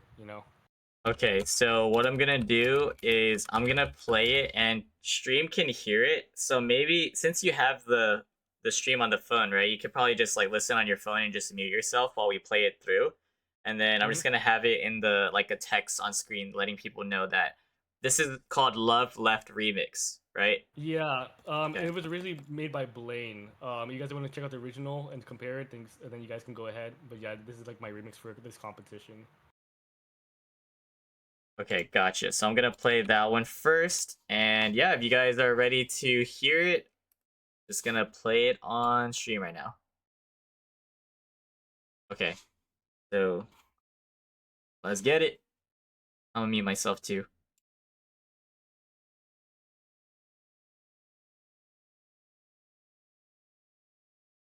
Oh, I gotta get the player, not this one.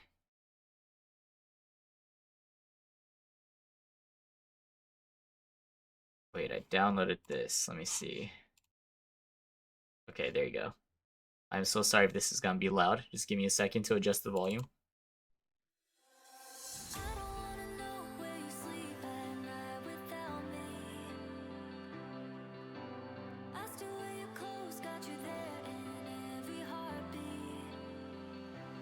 Reaching out my arms for you.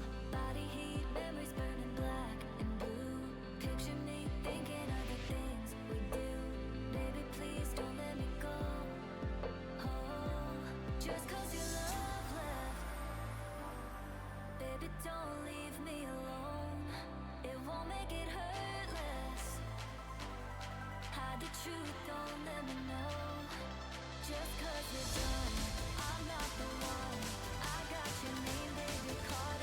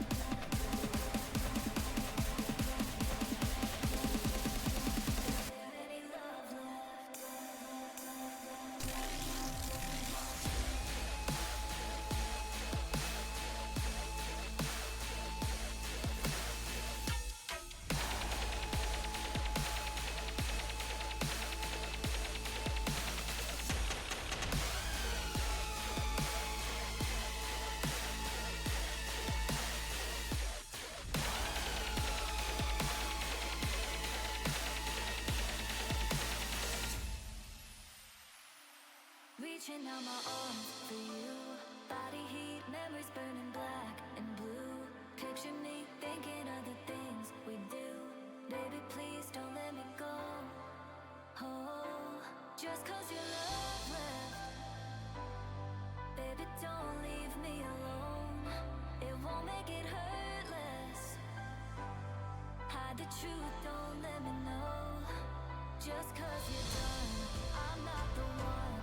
I got your name, baby, caught in my lungs. Here on my last breath. Don't tell me the truth yet. Is there any love left?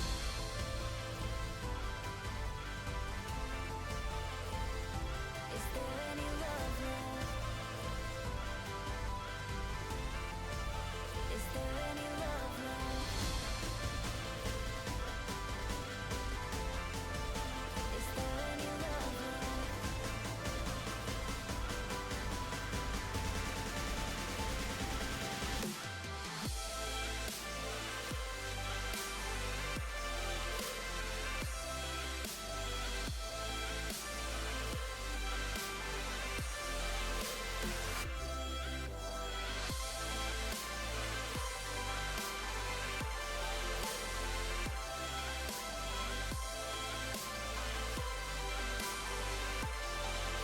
Is there any love left?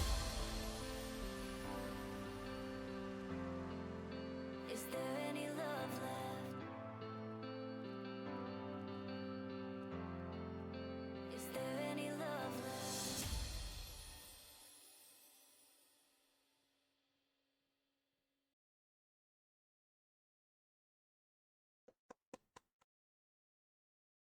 All right. All right. That was sick as fuck. Wow. Appreciate it, man. Wow. That was the competition or like what you submitted? Yeah, that's why I submitted. Oh my god. Do people have access to this or like how are they going to be able to hear this? Like this is a more than Jeez. one time listen. Like I feel like yeah, you gotta like get it out there. SoundCloud drop? Chat, do we want a SoundCloud drop for this?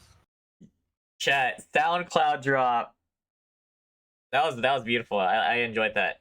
The I appreciate it. and man. that like that hard pause at the end, like the chops you mentioned, Ronnie. Yeah, just that like you just feel that build up coming, and then just love me some melodic bass vibes. Let me go find your SoundCloud. Oh yeah. You go ahead and link the chat if you want, Ronnie, if you have it already. That'd be perfect. Whew. Yeah, it's I that's again, it's like I'm pretty proud of it because like that's like 6 months of like learning from YouTube and all that stuff. So pretty cool. How many hours do you think you've put into that? So like, what's it called? Gonna be honest with you, man. I only Hmm. spent 10 days on that. Like I think I put in like 2 hours a night. Wow, and then So- it got to a point where you're just like, all right, this is what I want. This is like finalized, and I'm gonna submit this. yeah. Hmm. Dang, is this like exactly how you're gonna keep it, or are you still gonna edit it more since it's not published yet or anything?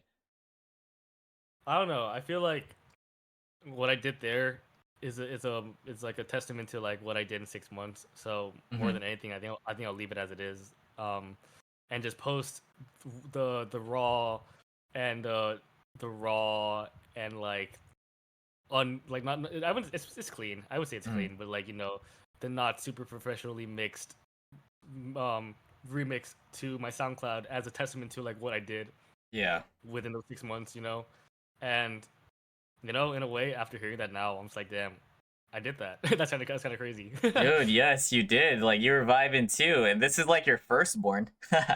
This is your I baby. know. Just going back to that. Wow. Hey, good stuff though, actually. And I do want to take the chance to listen to your remix or the other mashup, the "Hold My Hand in Clarity," if you're cool with me sharing that. Dude, yeah, dude, this is special for the ones that are here in chat today because this is what blew up on TikTok. This is the thing I told you that I didn't put too much effort in and it blew up.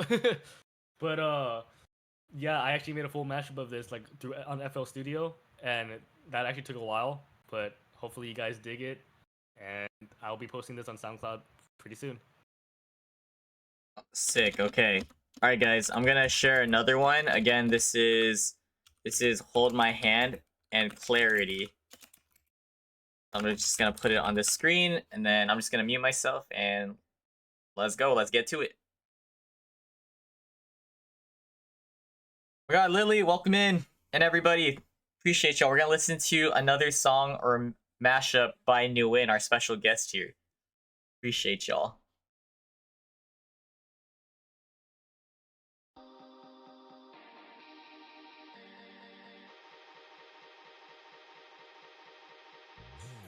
High dive into frozen waves where the past comes back to life.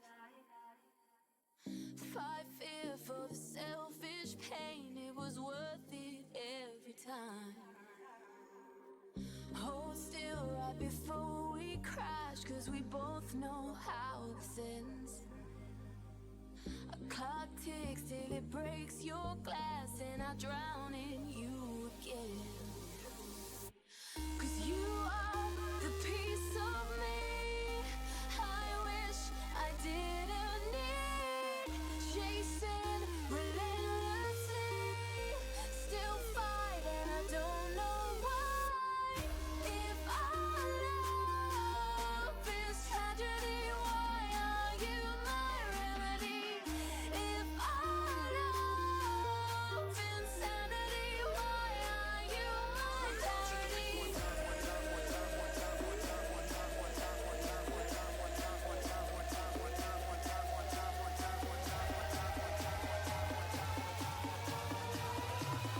Are you my clarity?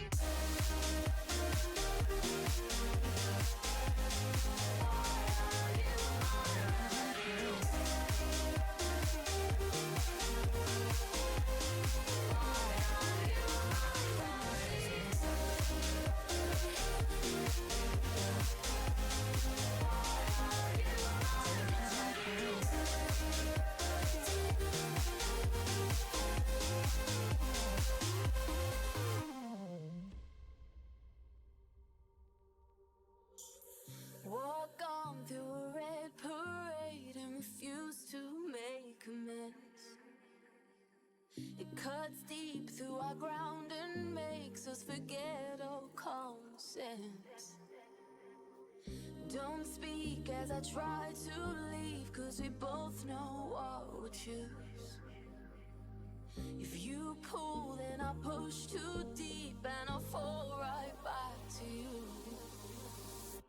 Cause you are the piece of me I wish I didn't need. Chasing relentlessly, still fight and I don't know why. If our love is tragedy, why are you my remedy? If our love insanity, why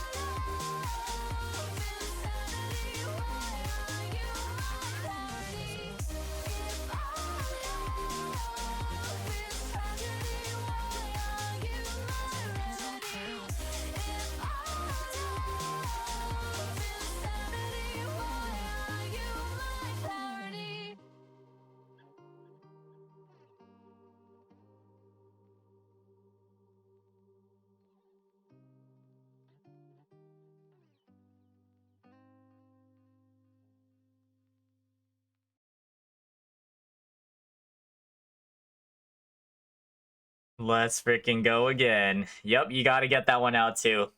So fire. Like I feel like I definitely listened to this from you, right? But it's crazy to think like this. I feel like this is so big. Like it works so well together, and to know that the homie made it or mashed it up, insane. Thank you, man. Well done. Appreciate it. Right? Isn't that like if we were to hear this like in future sets and everything, this was I heard this from you. That type of vibe. What's it called? Hey, sneak peek, guys. If I ever get a live set, this might be an outro song. Yeah, man, you have so much room for growth and so much potential, and I know like if you're gonna commit your time to it as you have, like I've been seeing your posts a lot and a lot, just like keep going. Exactly. Keep going. Keep on going. Yeah, thank you for sharing this with everyone. Yeah, thank you guys so much for taking the time to come out here. It's actually kind of sick to have to like be able to talk to you guys, to talk in front of a live audience. Yeah, honestly. So like just wrapping things up too. What are you gonna do when you hit your next milestone? Let's say 2,000. 2000? Maybe you Good, could do man. something big for every 1K or anything. Guys, if I like throw my own party, would you guys pull up? Dude, that's insane. Yeah, like if you a gig party, whatever you want to throw and be able to play for everyone, you should. Down. Yeah, it's it's a lot to like think about, honestly, because like again, it's just this was a whole thing of like, oh, I hoped to hit 1,000 by a year into doing this, but Yeah. hit in 3 months, which is kind of like, damn, I kind of met my goal a little bit too fast. Insane. um, Only up from here, you know? That type of yeah, mentality. dude, we're going up from here, dude, and like, yeah, hopefully, I keep going at this. Live set was a 1 hour set soon, maybe, guys. I Mhm. might post I might post those 2 things that I sent Wilson onto SoundCloud. And yeah, guys, what's it called? I think there's a lot of room for me to like make mashups. And honestly, if you guys ever have a request for a mashup, just let me know, because like if I'm able to make your idea come to life too, I think that'd be pretty sick. Yeah, 100%. Like, just keep dreaming big, plan for it. You don't have to think of everything now on the spot, you know? Just like lead into it. So go at it. Oh, Yeah, and man. can someone post his Instagram, the new Instagram as well, or the NUWIN one? I do have the TikTok, so you could follow him there. That's how you follow NUWIN. Appreciate it. Yes. Dude, what's it called? Yeah, also another like thing of like yeah, another thing is like of me trying to do like more live stuff is because like I need to post more on my Instagram. Like all I'm Uh-huh. posting are like reels. Well, I need to post first off. I need to start posting reels again. Yeah. That's one thing. And like I kind of want to do like actual posts, you know, for saying, "Hey, look at me, I'm NUWIN, I'm behind a board," that type of thing. So I think that'd be kind Yeah. of cool. Yeah, for different like upping your content game, because I know you want people to get a feel for who you are, like bits and pieces of you, right? Other than just like playing. So that's a good idea for a start. Yeah, man. Definitely. What's it called? After this like stream, like send me some clips. Send me some good clips so I could like maybe post it on my TikTok too. Yeah, of course. I could just download. I'm just gonna clip it the whole thing, and then people can probably just like download it or grab it from somewhere, and then even make your own small clips and stuff. But this will be posted on YouTube. Yeah, dude, this is sick. This is so cool because like I've never actually done a podcast before. I was like, this is kind of fun. This is kind of fun. Yeah, like you're just chatting it up as if you were talking to a friend type of vibe, and that's what I really like about it. And plus, there's in real time engagement with people in chat too, so everyone hears you and everything, even if you're talking to a screen. Sometimes that's what it is.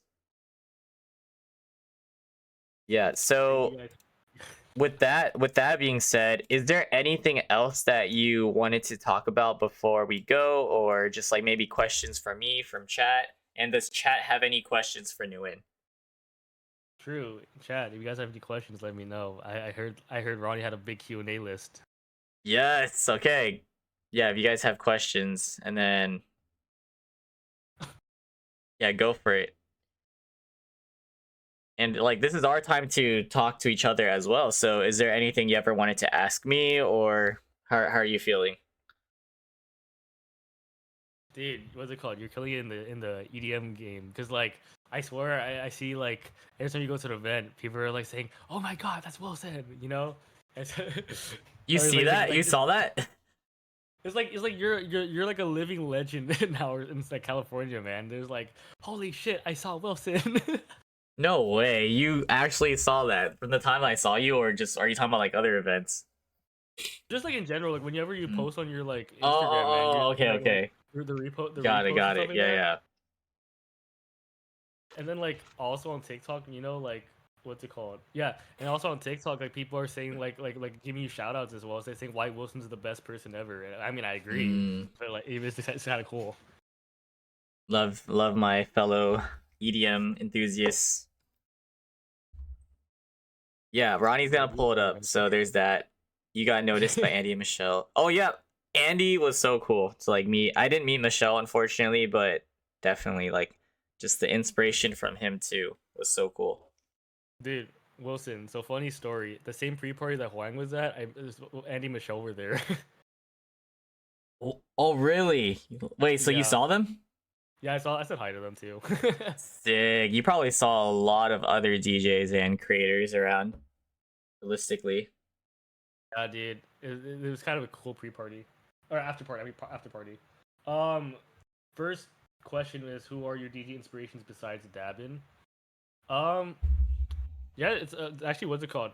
Crazy enough, Crank That. Crank That makes some crazy sets, man. Like I think the thing about him is like Crank That makes music that is so memorable, and every time you see a set of his, it's just always different.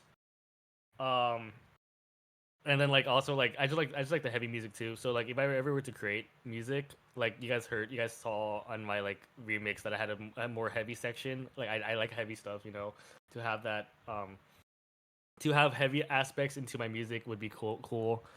Um, you know, heavy, but with meaning to it. That's like how I would describe it. So I think that's a big one. Anyone else? Noctu's pretty cool too. I think Noctu also is very unique. I think I see people who make unique sets every time as like an inspiration to be able to make my own unique stuff. Like mashups are unique, transitions are unique. All those things are very unique. You know, like one transition is never the same as another, and I think that's what like, what kind of inspires me to like make these mashups and transitions in the way that I do it.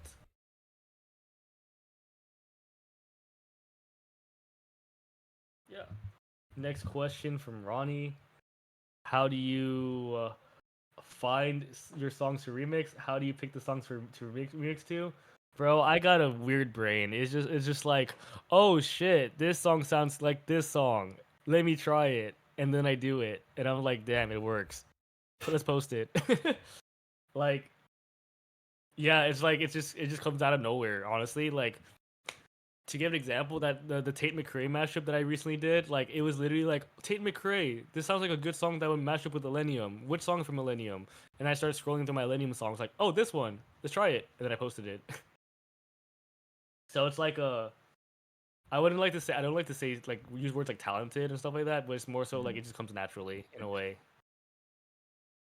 Have you ever gotten requests of like specific songs to use? Yeah, I have. I'm kind of bad with them. I should start like actually listening a little bit more. Like, there's one song that I want to try from a long time ago. Somebody asked. Mm, It's like "Forever" by Knock, mashed up with um Python by Got7, and yeah. I'm like, that actually could work out. I think honestly, like, I might try that soon because I think that sounds like a cool idea. And then No, like, definitely. yeah, Yeah. Do like a consider it as like a song like challenge by people where you post up their comment that you got the idea from, and then you actually put it together, and then everyone just like gives their feedback. dude, that sounds like a cool. It actually sounds like a cool idea. Definitely like people like yeah, guys in chat. If you guys ever have like an idea for like a song you want mashed up, just like DM me honestly, and then then I'll come up with something. My brain comes up with something eventually. Sick. Yeah. Um. Thanks for saying I could fit up in a Lost in Dreams lineup. That's kind of sick. That actually, what's it Mhm. called? That's actually one of my goal. Like that's actually kind of like one of my dream festivals to play at. Honestly, if I ever do. So I really appreciate that. That means a lot. Hella match just bunch of sad boy. Yeah, it's a bunch of sad boy stuff. Or to Um, mash bit the artist, yeah. yeah. You know the old school song "Need to Feel Love," and so how remix if you can modernize it. No, I've never heard of that. But honestly, let me screenshot that real quickly so I could like listen to it later. Yeah, look back on it, see what you can do, if anything. Yeah, dude. For your first live set, how would you prepare it? What kind of music genre would you do? Yeah, so the so like the kind of like prepared set that I kind of made prior to like like arena not like working out, I had a lot of trap, bass house, dubstep, and like melodic in it. So it's like the genres that I already do on my mashups. Um, I think those would probably be the genres that I do, and how I prepare it would be like I think my goal would be to be able to produce a high energy kind of set because I love high energy sets, so I want to do the same thing as well. Um, what's one milestone that you would make that would make you feel like okay, I'm really a DJ now, a live show. Literally, once I get a live show, At I'm least like live show. it, Uh-huh. it's all raps. I'm now a DJ. That's all raps. I mean, I'm not saying that I'm not a DJ right now. I'm still doing mashups and all that stuff. DJing is just another term for creating something out of what already exists. So I'm already doing that right now. But to be like a live DJ would be insane, and that would be like my point of like, man, I am now a DJ, that type of thing. Yeah, and I honestly, if you do that and start playing your live sets and stuff, and you wanna do more with content, you could even do your live stream sets, like on Twitch or something too. That'd be so cool. Yeah, dude. What's it called? Maybe I might think about that. You might have to help me out in setting up because I never really used Twitch before. Yep. You got it. Dang, Wilson, my Plus, man. dude, plus you could do the live stream feature on TikTok too, like Oh, directly for to real? the Oh followers you yeah. have already, right? So Oh yeah. True. yeah, get into that. Yeah, I gotta. What's it called? I think that'll be more so like I gotta like kind of time manage a little bit then because Mhm. again it's like I still want to to getting used to like just making sets in general, Yeah. and B like having the time to do that as well. And I honestly like I should make time for it because my followers are my followers. They're supporting me, so give them what they want, that type of thing. Future ideas, plans. Yep. Yes, my man Wilson with the ideas. Next question. What's your favorite work so far, and what first got people's attention? My favorite work so far, um, I think honestly it's the takedown and see you drop mashup because that did took some work to make, and to see people so satisfied with that drop and seeing literally an Electric Soul DJ asking for that mashup is kind of sick. So I think that's like my proudest work so far.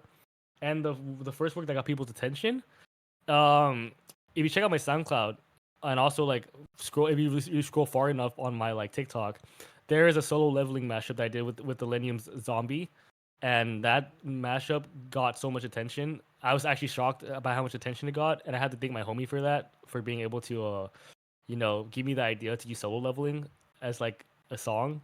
So yeah, that's like those are the two songs that are like to answer your question. Bedroom DJ is the correct term. Fair enough. Um, more Ronnie questions. All right. If Wilson gave you the aux right now, what's the first track or remix you made that you would play for us? Ooh. Okay. Damn, that's hard. That's a good one.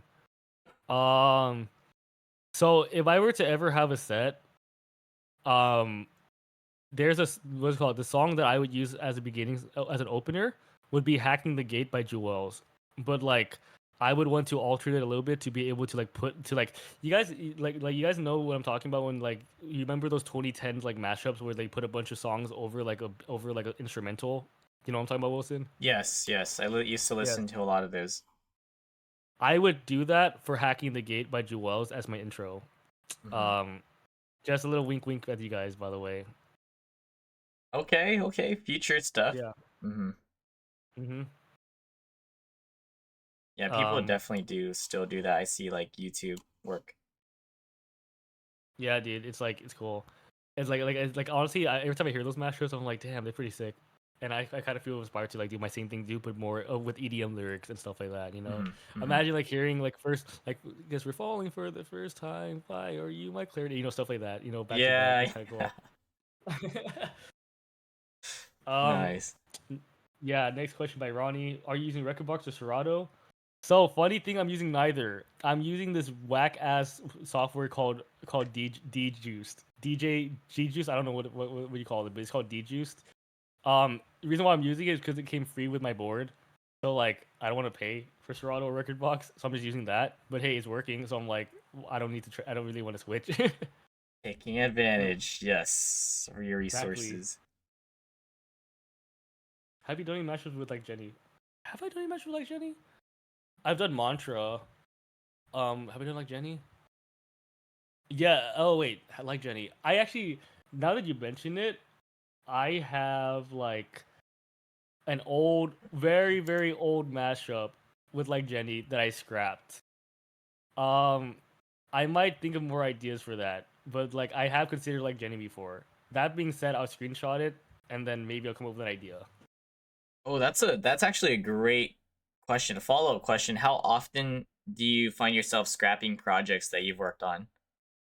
How often am I scrapping? Um, I would say like my success rate with mashups is like usually 75%. I don't usually Okay. scrap a lot. I actually I like my mashup ideas on my brain like actually work out usually, but like the Mm, ones that don't work out, I'm like I do scrap it and then I just okay. delete it. Got it. Yeah. What board do you use? Ask Ronnie.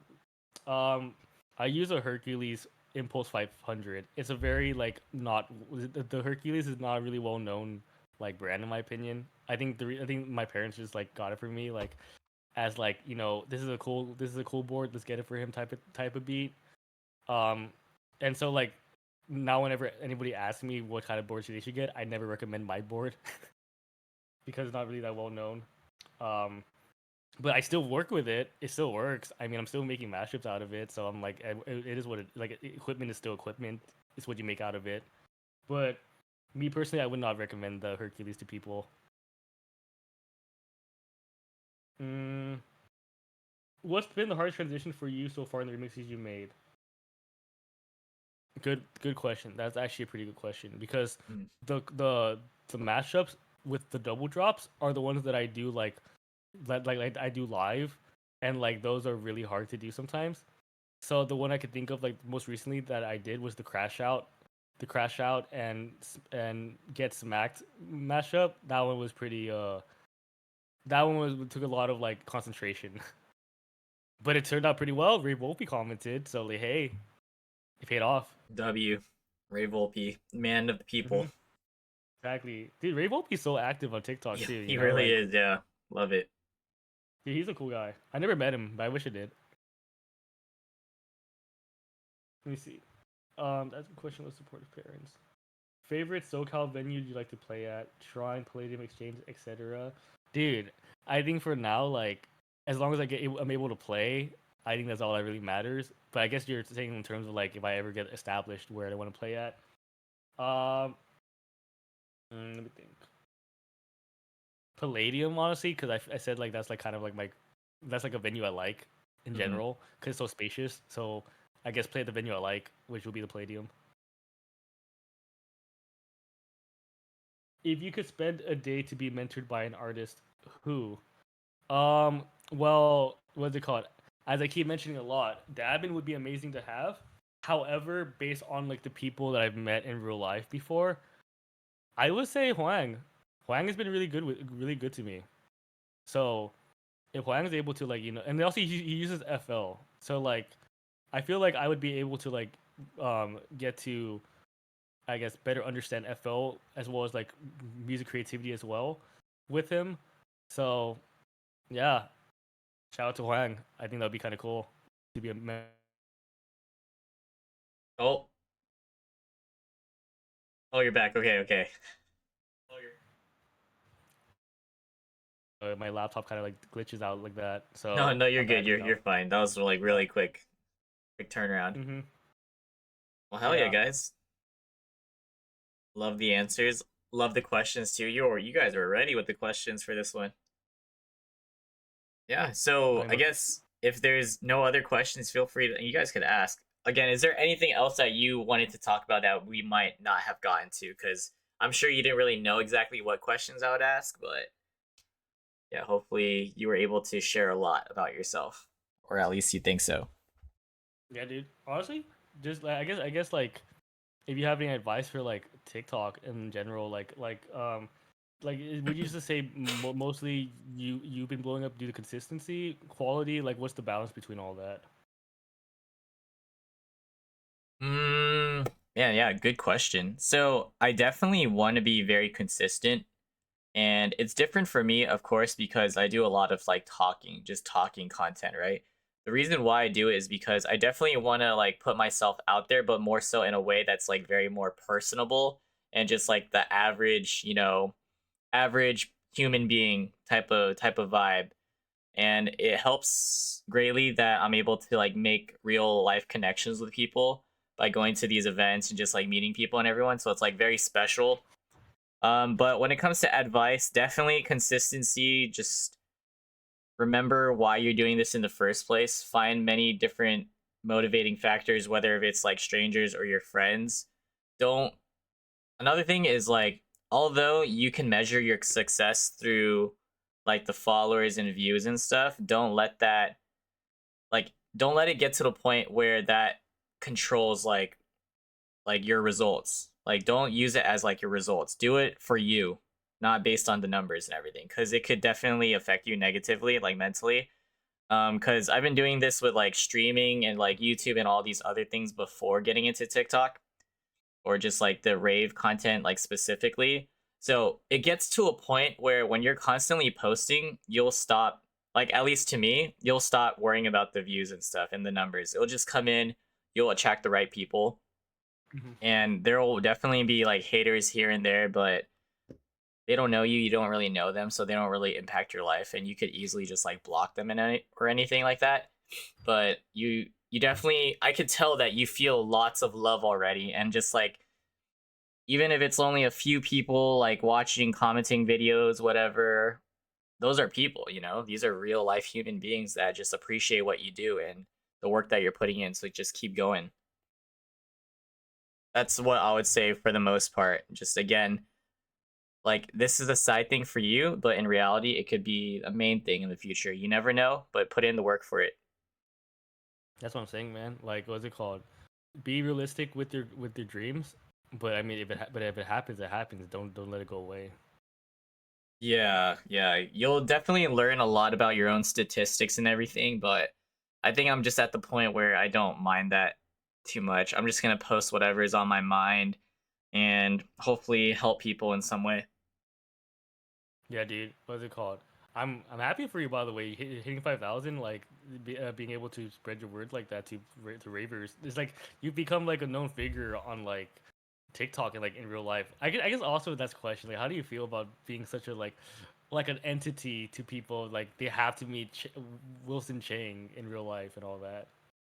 Dude, I'm still not used to it. It's so crazy to me because considering like how often I've been like raving and everything, and I still remember the first time when it was just like the first person was just like, "Hey, I recognize you from like TikTok and stuff," and then from there, the next times where it's just like, "Oh, you give really good advice. I get like a lot of my news from you and stuff," and then how it's evolved is just like it's like people are actually giving me such high energy. They're just like, "Oh my god, I can't believe I'm meeting you. My friends have all met you. I've been waiting to meet you. This was like my goal and stuff." It like it like I can't believe it. I'm in like disbelief. I'm just like me, like dude, this like energy people are giving off is crazy. But I love it because it feels like people are doing it more so for who I am as a person, and I'm just meeting like really genuine people. So I'm glad that I'm able to like help them because like you, I just wanted to give back in the first place.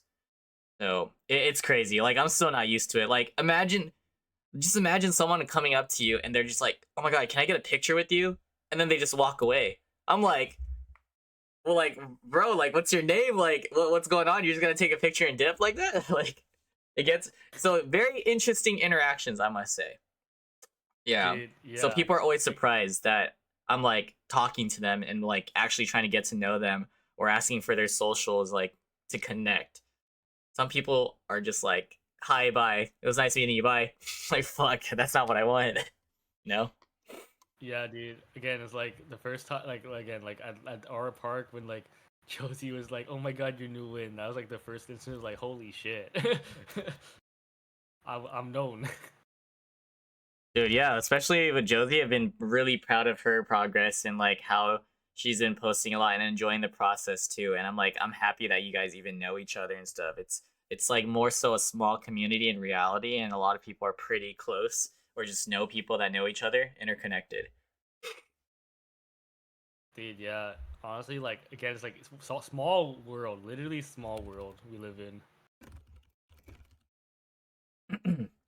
Yeah, so I love that question. So appreciate you for asking that question. But yeah, is there anything else? I definitely asked you a bunch, and I'm just really looking forward to seeing your progress. And it's motivating to see people post, my friends and stuff. So the fact that I see you post a lot, I definitely try to like all your stuff, repost. I'm not the biggest commenter or anything personally, but I'm out there just noticing the work that you're putting in. Dude, yeah. As long as you comment and repost, man, that's like, that's a single point that's a single point in the TikTok system, and then reposting it is just more exposure to my stuff. So like anything helps, man. Even an eye that watches the whole thing is like, it's great.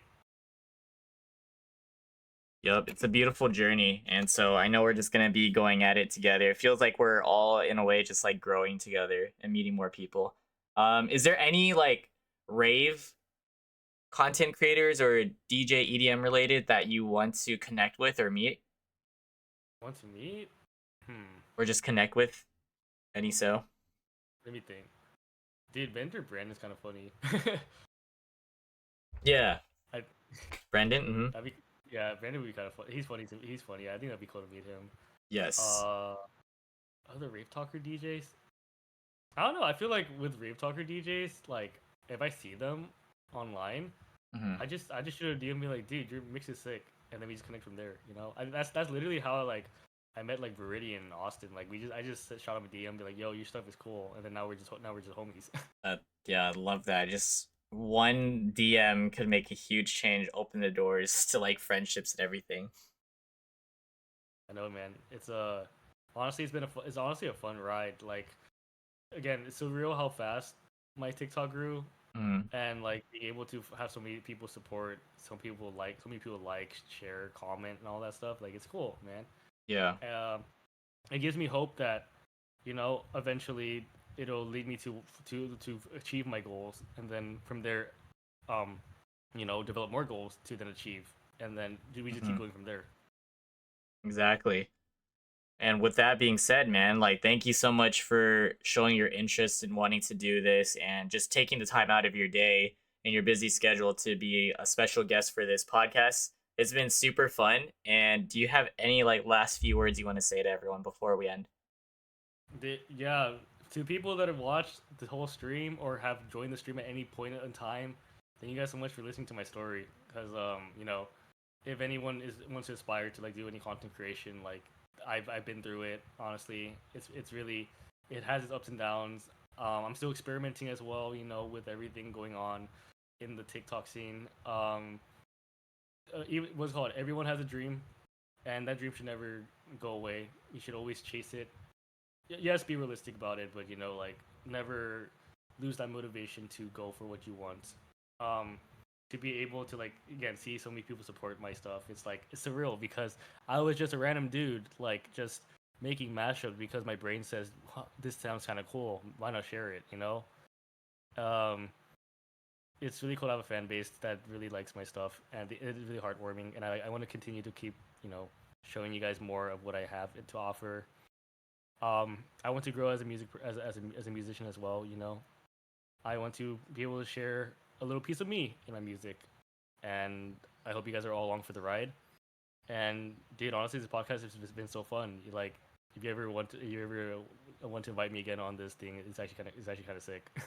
Oh hell yeah! I'm glad you said that because I definitely want to like make group podcast episodes too, featuring different people that might not even know each other but are into EDM to like hear different perspectives and opinions. So if you're open to it, without a doubt. Dude, I'd be sick. Okay, well that concludes this episode of Rave Talk. This is the Chat with Wilson podcast featuring the homie NUWIN. Make sure to show him some love. Give him a follow on TikTok, Instagram. He will post more on SoundCloud, especially what we heard earlier during the stream. If you guys missed any parts of this episode, you guys could see this in the VODs and also within my YouTube channel. So make sure to check out my socials as well. But seriously, thank you guys so much. And thank you to the homie NUWIN. I'll catch you later. Enjoy the rest of your night. And we'll see you next time.